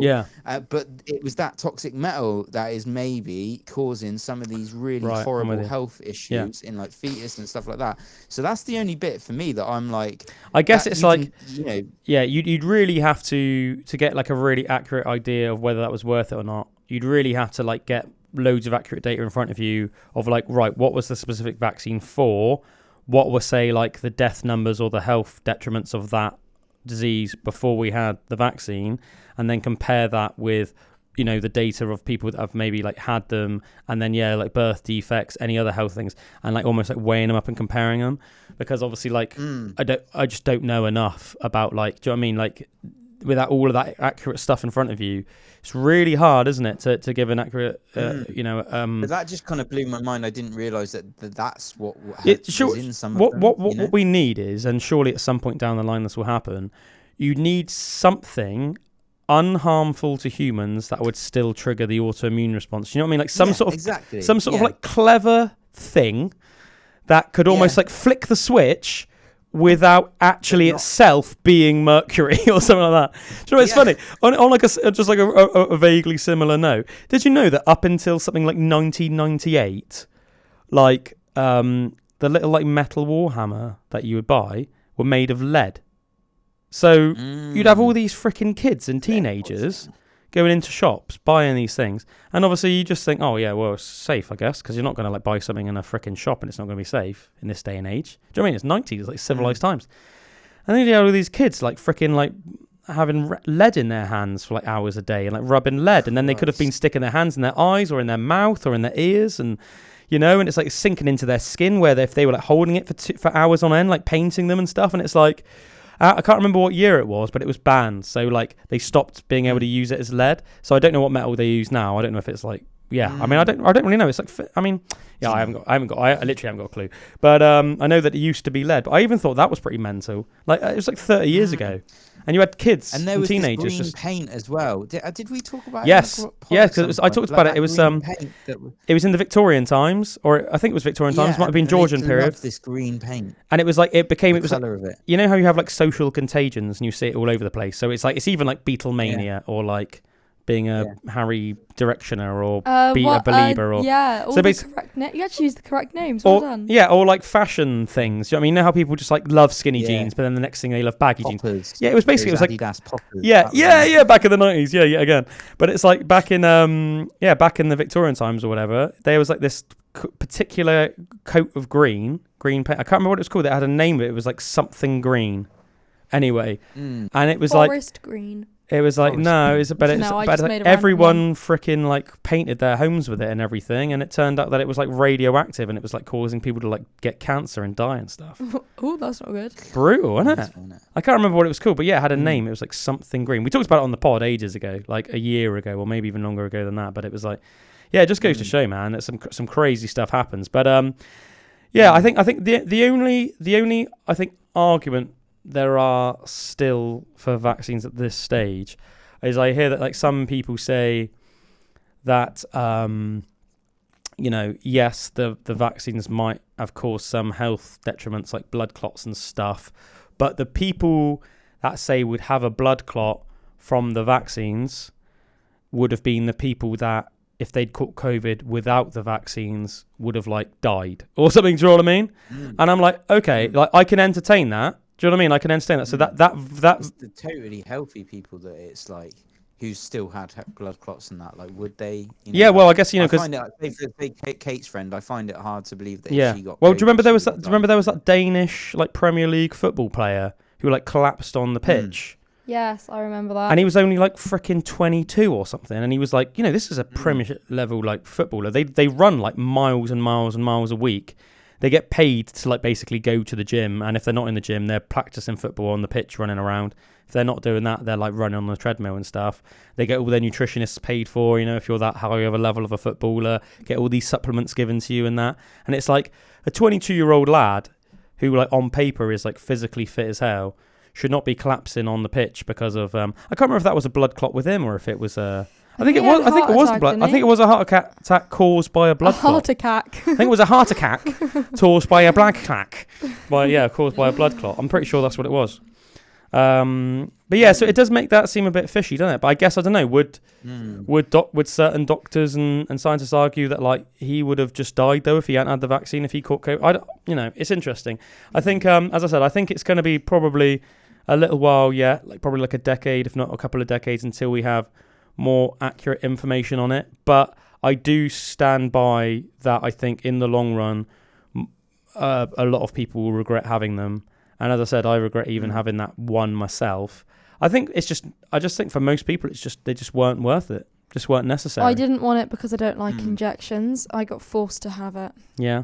Well, I'm not surprised. Yeah. So if I went back, I probably wouldn't get it. But that's just more because I'm scared of injections than anything else. Yeah. I just did whatever my mum told me to do. As I said, I think there's the worry. Do you remember there was that? Was it like a contraceptive drug that was given to women back in the day? It was like the 60s or the 50s, whatever. And it was like, the initial clinical trials showed that it was safe, and then women got injected with it. Oh no, it wasn't. Was it a contraception? Oh, I'm trying to think. Isn't there an injection that supposedly makes women like infertile. Or have more troubles conceiving. The one I'm thinking of, it couldn't have been a contraceptive because the whole point was that it was actually making women give birth to all these poor little deformed babies. But anyway, there's an injection for women. I'm going to have to look it up quickly because it's going to do my head in otherwise. And it was literally like rolled out to the public, like past clinical trials, and then women were injecting with it, and then they were giving birth to these maldeformed babies. And you can see pictures and videos of them today, and these are like horribly deformed children. Basically, it turned out they were all because of this. It was all because of this injection, this vaccine that was rolled out. And you can see all these black and white photos and videos of them to this day. And it's really tragic. So obviously they stopped giving it out, but by that point there was like a whole generation of children that were born like savagely, both physically and mentally deformed. That caused women to give birth to deformed children. Let's see if I can find this out quickly. Was it this one? Might have been the drug thalidomide. What's this? Have you guys heard about that doctor at a sperm bank that once like just made like a whole like generation of just him? Yeah, what a baller. That's funny, yeah. I did hear about that. Yeah, that was her. Did you hear about that, Drew? So obviously you're supposed to have all these different samples from all these different men. He just put all of his in. That's so funny. I bet he felt like such a don. The way that they found out was through through like ancestry or something, you know, like your ancestry DNA thing, and someone was looked up and it showed that their biological sister was down the road from them, and they were like, "What? That's so sister." And then they looked into it. Funny. And he got caught out, but it was from this, you know, doing your ancestry DNA thing, what you can do, and it actually shows cousins and man, that's so funny, isn't it? Jazz. Yeah, so this drug, it's just a bit of information on this drug, thalidomide. So after 60 years, scientists uncover how thalidomide produced birth defects. More than 60 years after the drug, thalidomide caused birth defects in thousands of children whose mothers took the drug while pregnant. Yes, it was obviously a drug to take while pregnant. I don't know what it was. Maybe it was to like lessen like pregnancy pains or something. I don't know. Well, hopefully we'll find out. Lessen periods. Yeah. Scientists at the Dana-Farber Cancer Institute have solved a mystery that has lingered ever since the dangers of the drug first became apparent. How did the drug produce such severe fetal harm? The answer, published online by the journal eLife, not only helps resolve an issue that has been the subject of scientific curiosity for 2 generations, but will be critical as pharmaceutical companies develop a promising new generation of anti-cancer drugs that share a basic chemical architecture with thalidomide, the study authors say. Building on years of previous research, the researchers found that thalidomide acts by promoting the degradation of an unexpectedly wide range of transcription factors, cell proteins, that help switch genes on or off, including one called SAL4. The result is the complete removal of the SAL4 from the cells of babies.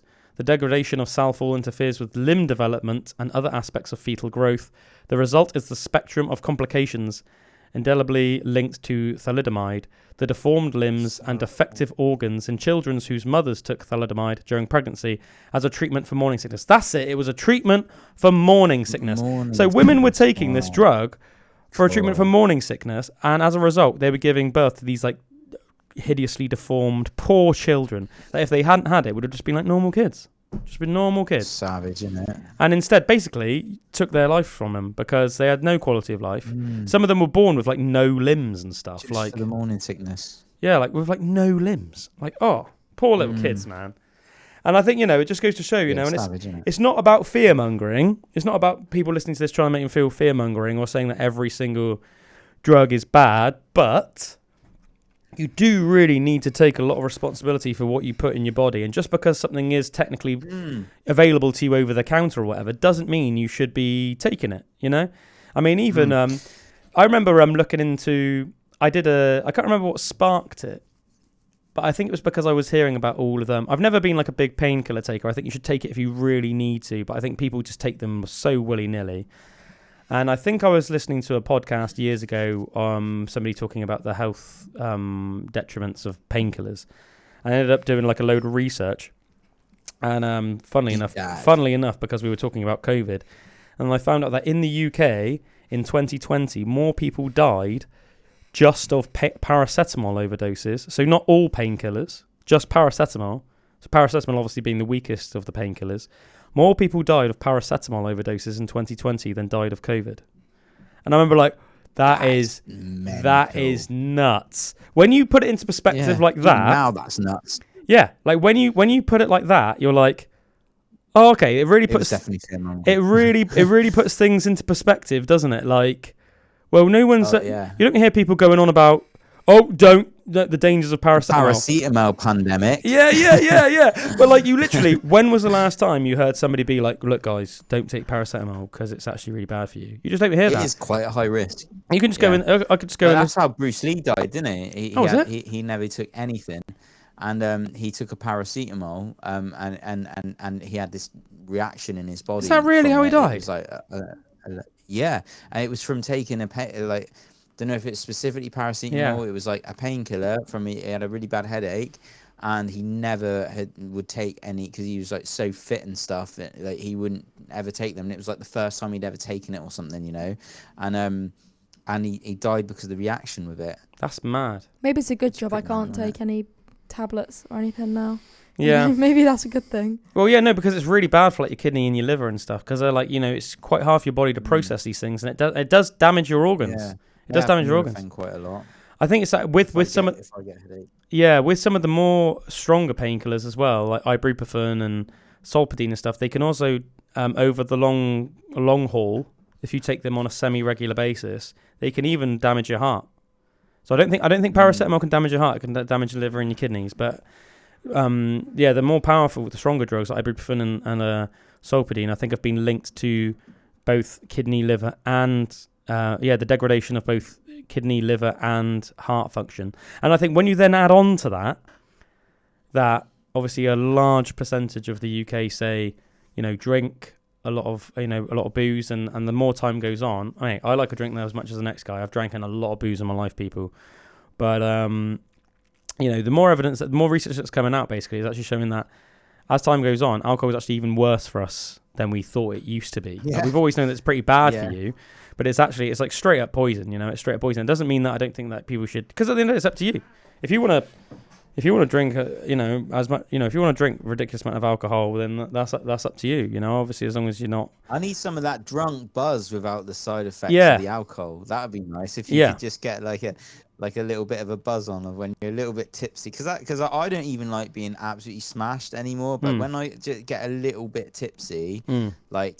That's the kind of real stage of like drunk. Just that happy buzz. Just like a little bit out of you. Yeah. Just like, a bit elated.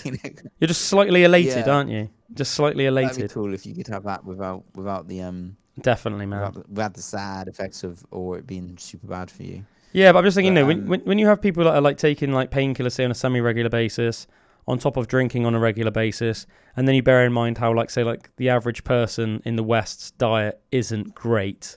Do you know what I mean? It's like, on the whole, we're ingesting quite a lot of nasty stuff. And I think a lot of people don't even really think about it. But I think you should be mindful of what you're putting in your body, shouldn't you? You know? Yeah, man. You know what you said earlier as well about like the percentages of people that what category you fall into and stuff.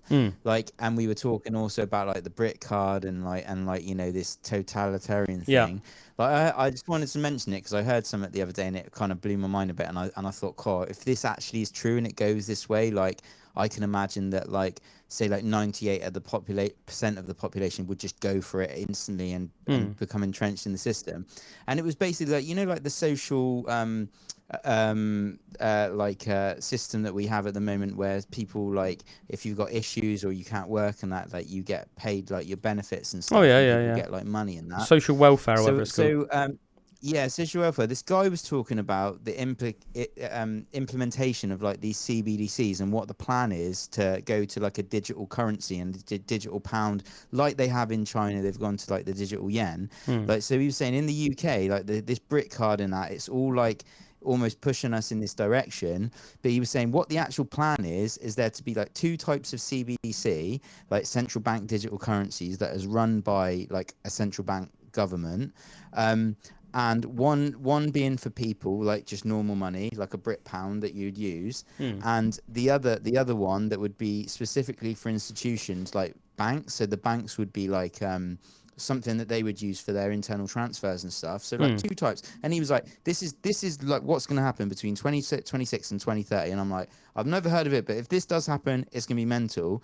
And so he was saying that it would be that like digital currency that you'd be using, but the way to entice people into the system and using it is, rather than there just being a social welfare system for people that need it in society that haven't got jobs and stuff, or they're ill, or you know, all those kind of things, it would literally be like a blanket payment that would go to everyone in society. So everyone would just get like, say, £2,000 a month or whatever. And that like that would be the thing. Like if so, it's like the furlough scheme when that happened in with COVID and that, like people were just like, yes, like why not? Give me the money. Like, yeah. But so he's saying that like if this happens, and it's like, you know, like to get people to use, you've got to use this digital pound, but we're going to give you a couple of grand a month to like almost like sweeten the deal or whatever. Or it's like, it's just and you can imagine like 98% of people would just like lap that up straight away and be like, of course, give me the money. But what he's saying is the implications of it, of going into the system and actually and you know, having your money tied into like a government controlled thing,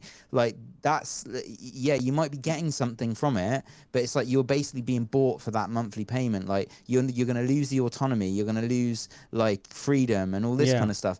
Do you know what I mean? And I was thinking, Christ, like and he said, you know, I was speaking to someone from work when he was telling the story. He was like, I spoke to someone from work about it, and I was just asked her, like, you know, oh, you know, if this happened, would you go for it and that? And she was like, yeah, like why would you not? Like, you know? And it's just. Yeah, it's very strange, like, isn't it? Worried about the implications of like freedom and stuff that's like slowly deteriorating and taken away. And I could almost see it happening, and I could see it just being lapped up. I could see it. Like, you know, there's a few people that'd be concerned about it, but I think the majority of people would just be, and that's kind of what's scary to me as well. It's the fact that most people would just literally, I think, be like, yeah, cool. No, I completely agree, man. And I think it reminds me very much of the word apathy, and that saying that apathy is the death of civilization. And I think that I think you could really sum up, you know, whatever you want to call it, the syndrome that the UK is suffering from on a wide scale basis at the moment is apathy.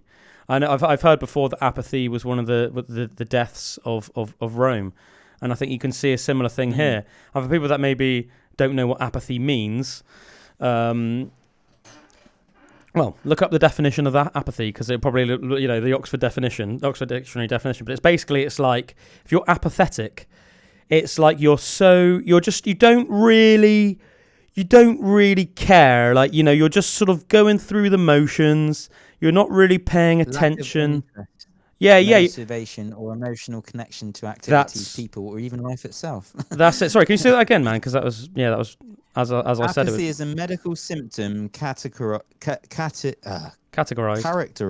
by a lack of interest, motivation, or emotional connection to activities, people, or even life itself.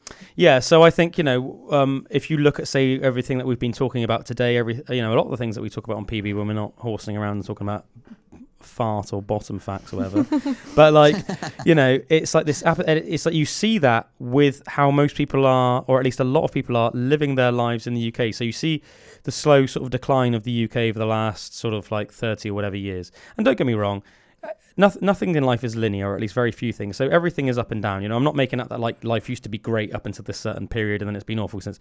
But I'm just saying there's definitely been a decline, say, over the last like 30 years. A lot of people are sort of like apathetic towards it. Do you know what I mean? It's like they're just not really bothered. They don't really care. Yeah. They're sort of like, well, it doesn't really affect me. But it's like, well, yeah, it might not. Well, it might do anything about it anyway. They're just going to do what they want, what they're going to do. Exactly. That's what a lot of people have said to me as well. And I'm like, well, with that attitude, exactly. They can just do whatever they want to. And I think it's a bit of a bad attitude to have, because I think that, like, especially now, like we're not so much for Imogen. Imogen's like only about to turn 18. She should just be busy having a good time in life. But for, say, people like us, we're in our. What are these old guys even on about? She's been in a world of our own during this whole podcast. She's just drawing pictures of frickin' Batman. Yeah, I don't really understand any of these topics, so I'm just like listening. Next week we'll try and have next time we'll try and have a really silly episodes. I don't know anything about like these things. Yeah, but most of them are like new to me. But I do think it's important, Drew, for people like our age and our mid-30s. Like, it's almost like our responsibility in a way not to be apathetic towards things. Like, because if we're going to be, then then almost like, well, then who do you expect to take it seriously if people in their mid-30s aren't going to take it seriously? Do you know what I mean? It's like, we are the generation now. We are the generation that are sort of at the forefront, if you know what I mean. Our parents' generation, they're starting to like wind down. You know, everyone else younger than us is too young. So it's people in their 30s and 40s, really, 30s, 40s, 50s, late 20s, that really have to be taking this stuff seriously. And I have only just really been even politically, I've never been interested in me neither, mate. Me neither. It's never felt close to me, but now it just does. I've always had like obviously like my beliefs, but I've never been remotely political, and I don't even really like the idea that like I'm political now, because I don't really see myself as that. I just see it as like, or just more interested in it for me. Like I wouldn't say political either, but I've just been more interested in what's going on, like politically. And I don't like the connotations of like left and right either, really. I just think try and think with common sense and try and think with logic, and whatever, take everything on a case by case basis. Try and apply logic and reason to those things, and then what do you come up with? Do you know what I mean? So, like, to me, it's not about like left versus right. Unfortunately, I think a lot of the time you end up being like lumped in a category and stuff like that, especially if like most of your views happen to coincide with a certain other groups, which at the end of the day, fine. You know, if people want to do that, then that's fine. But I think that it's not necessary. I think it's important to try. You know, if you are in your 30s and 40s and 50s and stuff, to not be apathetic to it, because I think in this day and age we do, if you want, especially if you say you don't have any kids or whatever, you can just go home and you can play video games all night, right? You don't have to care about any of these things, but you can for now. But the fact of the matter is, as we said, sexual assaults are on the rise. Violent assault is on the rise. Theft is on the rise. Where does this go? Where does it end? What happens to the point where our civilization as we know it just breaks? Potentially. And I hope it doesn't. Maybe it wouldn't anyway, but what if it does? And, with these awful statistics, which are a fact, it's not like it's up for debate. So what happens if it got to the point where you couldn't do that? Well, then you'd suddenly be like, you'd be snapped out of your little fantasy bubble. And you'd be like, oh, wow. It's like, well, you could have done something about it 5 or 10 years ago, mate, but you didn't. You were too busy living in your little land of apathy. So it's like, in a way, it's like, this is now, the time is now.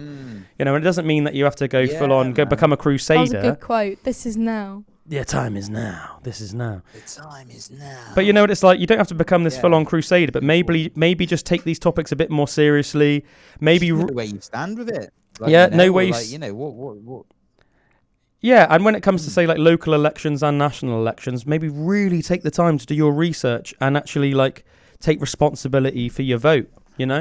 Really look into these things, okay, it's actually, mad that like 16-year-olds would be able to vote. Oh yeah, I'm not a fan of that. I don't understand it at my age. No, I'm not a fan of that. I think Labour doing that deliberately. I think if anything, it should be older, not younger. Yeah, I agree with you, and I actually think that that's quite a low tactic on Labour to try and take advantage of people's naivety. Yeah. I would say. The thing is, if it was all down to young people, we'd probably vote people like Nico or something like that, because he's a YouTuber. Imagine how funny that would be. For it a couple of years ago. And I also think that very young people tend to be very well-intentioned but a bit naive. Yeah. And as a result, and I think people are more likely to fall for bull. Do you know what I mean? So it's like,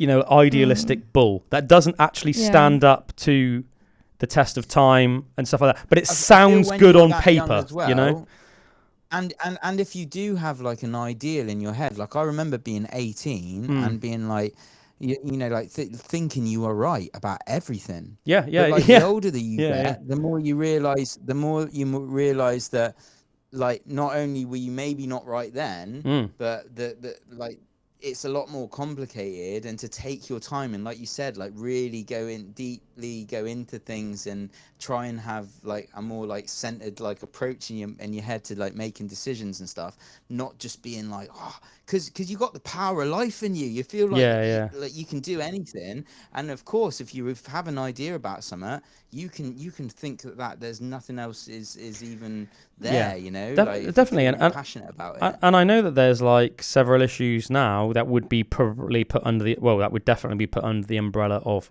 political. Several like very serious topics that I've changed my mind on, say, in the last 10, 15 years. Which and it's like, and I know the reason I've changed my mind is because I have a more well-rounded, wiser view of things now compared to then. More experience. Do you know what I mean? Whereas I know that my views then were like well-intentioned and they sounded good on paper, but in reality, the more I've thought about it and scrutinised it and poked holes in it as I've gotten older, the more I've realised that I believe that my views back then were actually flawed and wrong, and I've come to a better view now of certain things, you know. Yeah, it's interesting. Just talking about that whole, we were saying about the digital ID thing, isn't it? Like, I don't know how much of this is because I haven't looked into this massively yet, but doesn't it like Tony Blair's been the one behind the curtain, hasn't he? Been pushing this digital ID thing. And isn't it like a family member? He's been pushing it for years. Yeah, but doesn't it turn up that like something like his son's got like loads of shares in like the freaking company that started it, or something like that, and it could like. I remember hearing something. I don't know if this is this might be a bunch of freaking rubbish. So look into this, people. Look into this. Do your own research. I need to do my own research as well. Maybe we'll talk about into it. Like, he's been put. He's almost at the architect behind it. But I think as well, I heard something like it was like a son or a family member almost like came up with it, and that if it did get rolled out, it would earn their family something ridiculous like £30 billion or 300 million. It was something crazy. I said that might be rubbish. Look into it, people. Do a deep dive. I also heard. Did you see that thing with Winston Churchill that there was something about ID cards that were going to happen like in Winston Churchill's time, and they said the British public wouldn't have it. I can't remember the way that he described it. It was like that tiptoe into authoritarianism and that and like what. So Winston Churchill was against it, or was he for it? Yeah, he was against it. Oh, I'm not surprised. Yeah, no. I'm happy that you said that. I'm not surprised because I can imagine it's the sort of thing that he would hate. But like, because he was. But I'm just thinking, even politically and stuff, or like. There's been things like that they've been thinking about from even back then, Oh yeah. So yeah. Well, obviously, there was. That have already done it and stuff. You obviously already had some like really, some rife communism in certain parts of the world during his time, like Stalin's Soviet Union and stuff like that. Do you know what I mean? So he was well aware. He was well aware of the dangers of authoritarianism and sort of like this, communist states and stuff like that. He I can't remember, there's a famous quote by Churchill, I can't remember exactly what it is, but it was like at the end of the Second World War, he said something like, the Second World War is over, but, it was like a foreboding quote, and it was something like, I need to find it, because I don't know what it is. It was something about the Iron Curtain, like Churchill quote on the Iron Curtain at the end of the Second World War. Curtain at the end of WW2. W. And Winston's famous quote from Stettin in the Baltic to Trieste in the Adriatic, an Iron Curtain has descended across the continent. He delivered this line in his Sinews of Peace speech, known as the Iron Curtain speech, on the 5th of March, 1946, at Westminster College in Fulton, Missouri, warning of the Soviet expansion and control in Eastern Europe after World War II.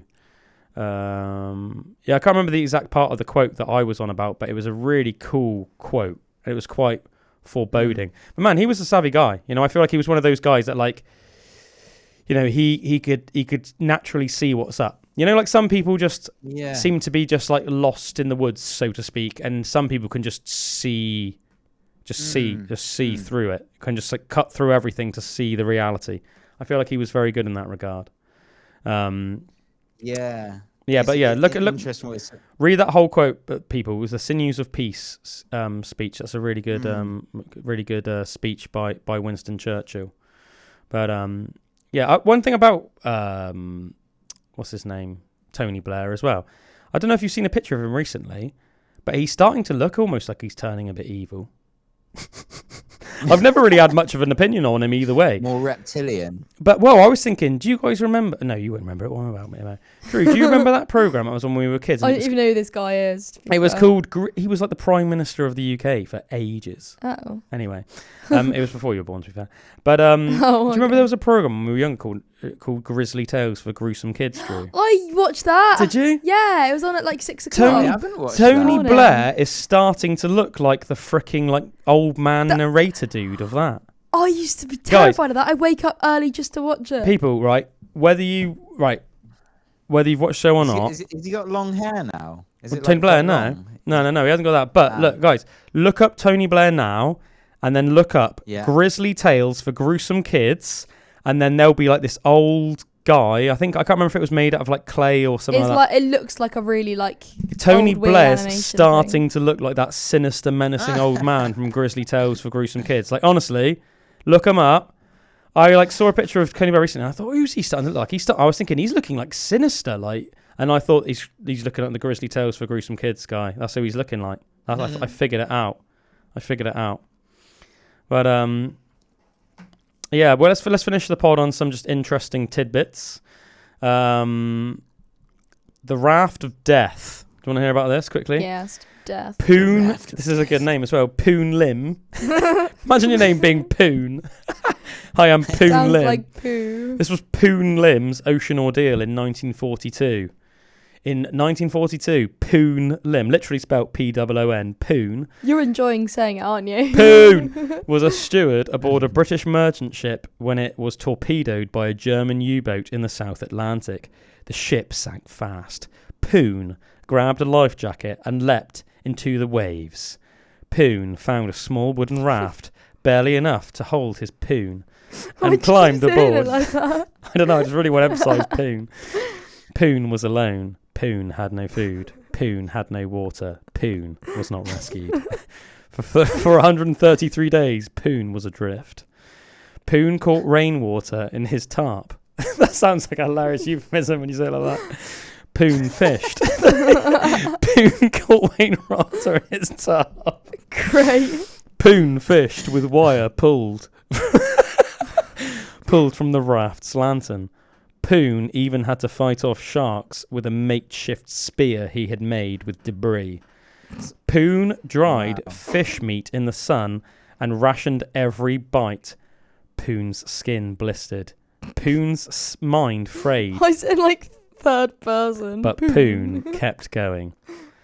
When Poon was finally rescued by Brazilian fishermen, he had survived longer at sea than anyone ever had alone to this day.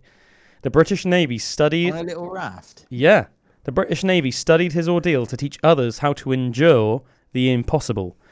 Poon Lim endured the sea. He became a symbol of quiet, stubborn survival, proof that even in the vastest emptiness, a single soul can hold on. I mean, that's pretty damn impressive. He survived adrift in the middle of the ocean for 133 days with no food, he had to obviously drink and eat, but with nothing but what he caught. So yeah, all of his water was caught on a canvas tarp, which he found in the ocean, and he fished with wire pulled from a raft's lantern. Even so, he had to fight off sharks with a makeshift spear he made from debris in the ocean. And he was just fishing in that way, getting some wire. Like, how did he actually catch the fish? Like, what did he put on the end to do you know what I mean? Like, what did he do to? Maybe even That's crazy. If you were desperate, you could even bite a little chunk of your skin off or something just to use as that initial bait.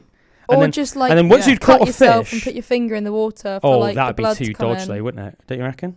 No, because you just get the blood. You just get the blood in the water, and then they can. But you'd have to have something on your hook for it to get the hook. It's not just going to bite a hook. I didn't realize. I forgot it went onto the hook. Yeah. Yeah, he must have made himself a hook, and you must have the thing is, once you've caught one fish, it's easy because it was a bit like when I caught that shark in the Isle of Man. It's like at first you go to catch a mackerel, and you just need a little fly. Do you know what I mean? To just like a little lure to catch the mackerel. You don't actually need any bait. It's just the little lure. And then once you've got a mackerel, then it's like boom. Then you can put a little chunk of mackerel out there to catch something a bit bigger, or you can put out the whole mackerel and then you might catch something really big. But it's just getting that first initial thing. Do you know what I mean? If you haven't got any equipment. But yeah, fair shout, Poon. You are what a legend. Friend of the pod, Poon. Apparently drank bird blood as well. Oh man, what a legend. That's disgusting. I love the fact that his name's Poon. You were really loving that. I could tell by how you were reading it. Poon. Yeah, that's my level of maturity. He's went from bum. I hope I can read a book about that or something. I hope you wrote a book. Poon Lim, like the life of Poon. I hope it's called. My Batman symbol's so good. Also, just like nice one. It must have. Oh, that's cool. You can sew that onto your hoodie and become a new Batman. There must have been a savage storm in that time as well. If you're at sea for 133 days, like you're gonna go through some savage storms out in the middle of nowhere, so far away from everything else. Like, so imagine how sketchy that would be on a little raft, not even a boat, and you're just like, I don't know how he didn't. Apparently, he was savagely sunburnt when he was found. Oh, I bet he was probably like blistering and stuff like that. I guess there was probably a certain amount of luck, because if there was a really bad storm, I expect he would have just died. But I expect when there's like that lottery winner's chance, I bet there was like a little bit of like, the amount of people that have just died at sea. Surprised nobody saw him. Maybe it was like a perfect set of circumstances where he was just really fortunate. You said it was during the war, didn't you? Yeah, Poon Lim, 1942, wasn't it? So I'm surprised like nobody saw him. Like, well, the ocean's a big place. I think there's more ocean than there is land. I know. I've seen this film called Unbroken, which is based off of an Olympic runner. Right. And he was in the Air Force instead, and their plane went down, and he was on a raft or whatever it was. I think it was something like that. And might not have been on the Air Force. I don't know. It was something like that.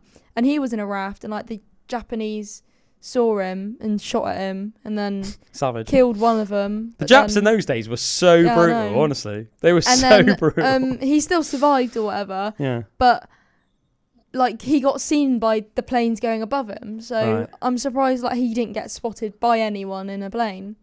Yeah. Oh, fucking well. Yeah. There you go. Yeah. Thank God for Brazilian fishermen, eh? Yeah. We'll end on this one because this is like a hilarious fact. Did you hear fairly recently there was a guy that basically tried, a man from Colorado. He was, do they call him furries? Yeah, when people that dress up as animals and that? The ones that think they're animals, yeah. He attempted to join a wolf pack, an actual pack of wolves in Wyoming. So he dressed up as a wolf. He was a 28-year-old man. He changed his legal name. He was born Brian Sanders, but he's changed his name to frickin' Lupus Moonhowl. Frickin' nerd. Well, honestly, how cringe that. Hello, I'm Lupus Moonhowl. Like, all right, Brian. All right, Brian. Mate, you're taking yourself a bit too seriously with this whole wolf thing. The moon calls me. I am Lupus Moonhowl. Yeah, anyway, he changed his name to Lupus fricking Moonhowl and then literally dressed up in this like wolf outfit and tried to actually join like a pack of wolves in Wyoming. Tried to gang a wolf. Tried to gangbang a wolf. No. Yeah. He literally crawled up to the wolf pack, apparently, on all fours, in full, like, fake fur attire, complete with a tail, plastic fangs, and a Bluetooth speaker in his mask that was playing out recorded wolf howls. And he was hoping, he had basically decided, he was, like, deluded, he decided that he was unhappy with his life, and that the only way to be happy in his life was to become a wolf and to join a wolf pack, right, and spend the rest of his life as a wolf pack. But unfortunately, the wolves just attacked him. Wait, they were actual wolves? I thought it was like fake wolves. No. He tried this freaking nut bar, dressed up as a wolf, found a freaking wolf pack in Wyoming, and tried to join them. I misinterpreted that. I thought you meant like a pack of furries. He basically had he had a fantasy that he wanted to live his life as a wolf, and he convinced himself that was the only way he was going to be happy. Anyway, the wolves attacked him, bit him, scratched him, everything. He was lucky to escape with his life. The only reason he did was because he obviously had his wolf outfit, so it like protected his head and that to a certain extent.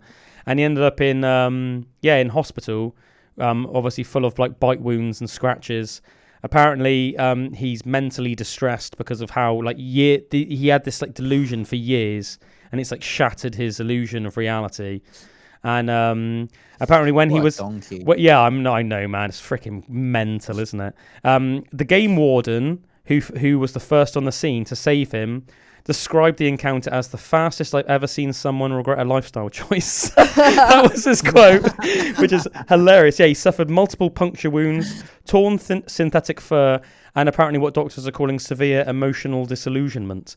When asked by reporters if he'd attempt to rejoin the pack after recovery, he replied, "Probably not." Good.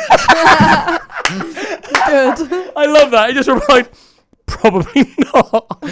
Oh, mate, that is so good. That is so good. And I'll leave it on just. Let's leave it on this just for people to ponder. And it goes hand in hand a little bit about what we were saying about how in 2020 more people died of a paracetamol overdoses or paracetamol related overdoses in the UK than actually from COVID. It's interesting as well that in America, way more people die from obesity than they do from gun violence.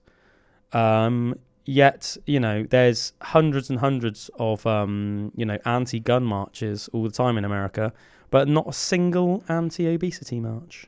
It's a bit mean, though, isn't it? Saying I'm against obese people, so they can't really go. Yeah, but I don't think people are saying that you're against the obese people, but it's more about, realizing that if obesity, helping obesity. I thought you meant going to march saying no obese people, and I was like, what? No, it's no, it's not. It's not about that. It's not about because obese people are just people, aren't they? Them. Yeah. Put them into camps, round them up. No, it's not about doing that. You sound like someone from the early 1900s. Yeah. No, it's not about that. It's about recognizing the actual health consequences of it and realizing that almost it's a bit like we were saying earlier, it's almost like the double standard of things, how it's weird as a society that we say really focus on certain types of death but don't really care about the others. Normalize others. Yeah, so we so it's so it doesn't matter that a ridiculous amount of people die every year because of health related issues to do with obesity. But and it's not like you cannot be obese. I freaking love food. I've been, Yeah, same. And I've been porky a couple times in my life. But I think when you get to that stage of you're as wide as you are tall, you probably at that point, you've got to admit you've got a serious issue and to scale it back. I'm not talking about being a little bit having a bit of cushion for the pushing. I'm talking about severe medical disability, obesity. You can't walk 20 foot. You can't even go for a walk where you can't walk your dog. Do you know what I mean? That's what I'm talking about. I'm not talking about you got a bit of timber. It's good to have a bit. I'm liking how you're describing. It's good to have a bit of timber. It's good to have a bit of cushion for the pushing. But I think it's just about removing those weird double standards of things. Of why do we emphasize certain things but not emphasize other things? Why is there the emphasis on fear-mongering on certain things but not on others? As I said, why isn't there more information put up about the fears of paracetamol? Why isn't there more information put out about the dangers of obesity? Because all-cause mortality rates do skyrocket, say for people that are medically obese. Or why do people think, every time I've got a headache I'll just take loads of paracetamol, it's fine? Whereas so many people take it so much. A load of my friends do. Anything that's wrong, they're just I'll just take some paracetamol. And I'm like, geez, you take it all the time. I know there's the both the Olympic gold medalist wrestler and the WWE superstar Kurt Angle.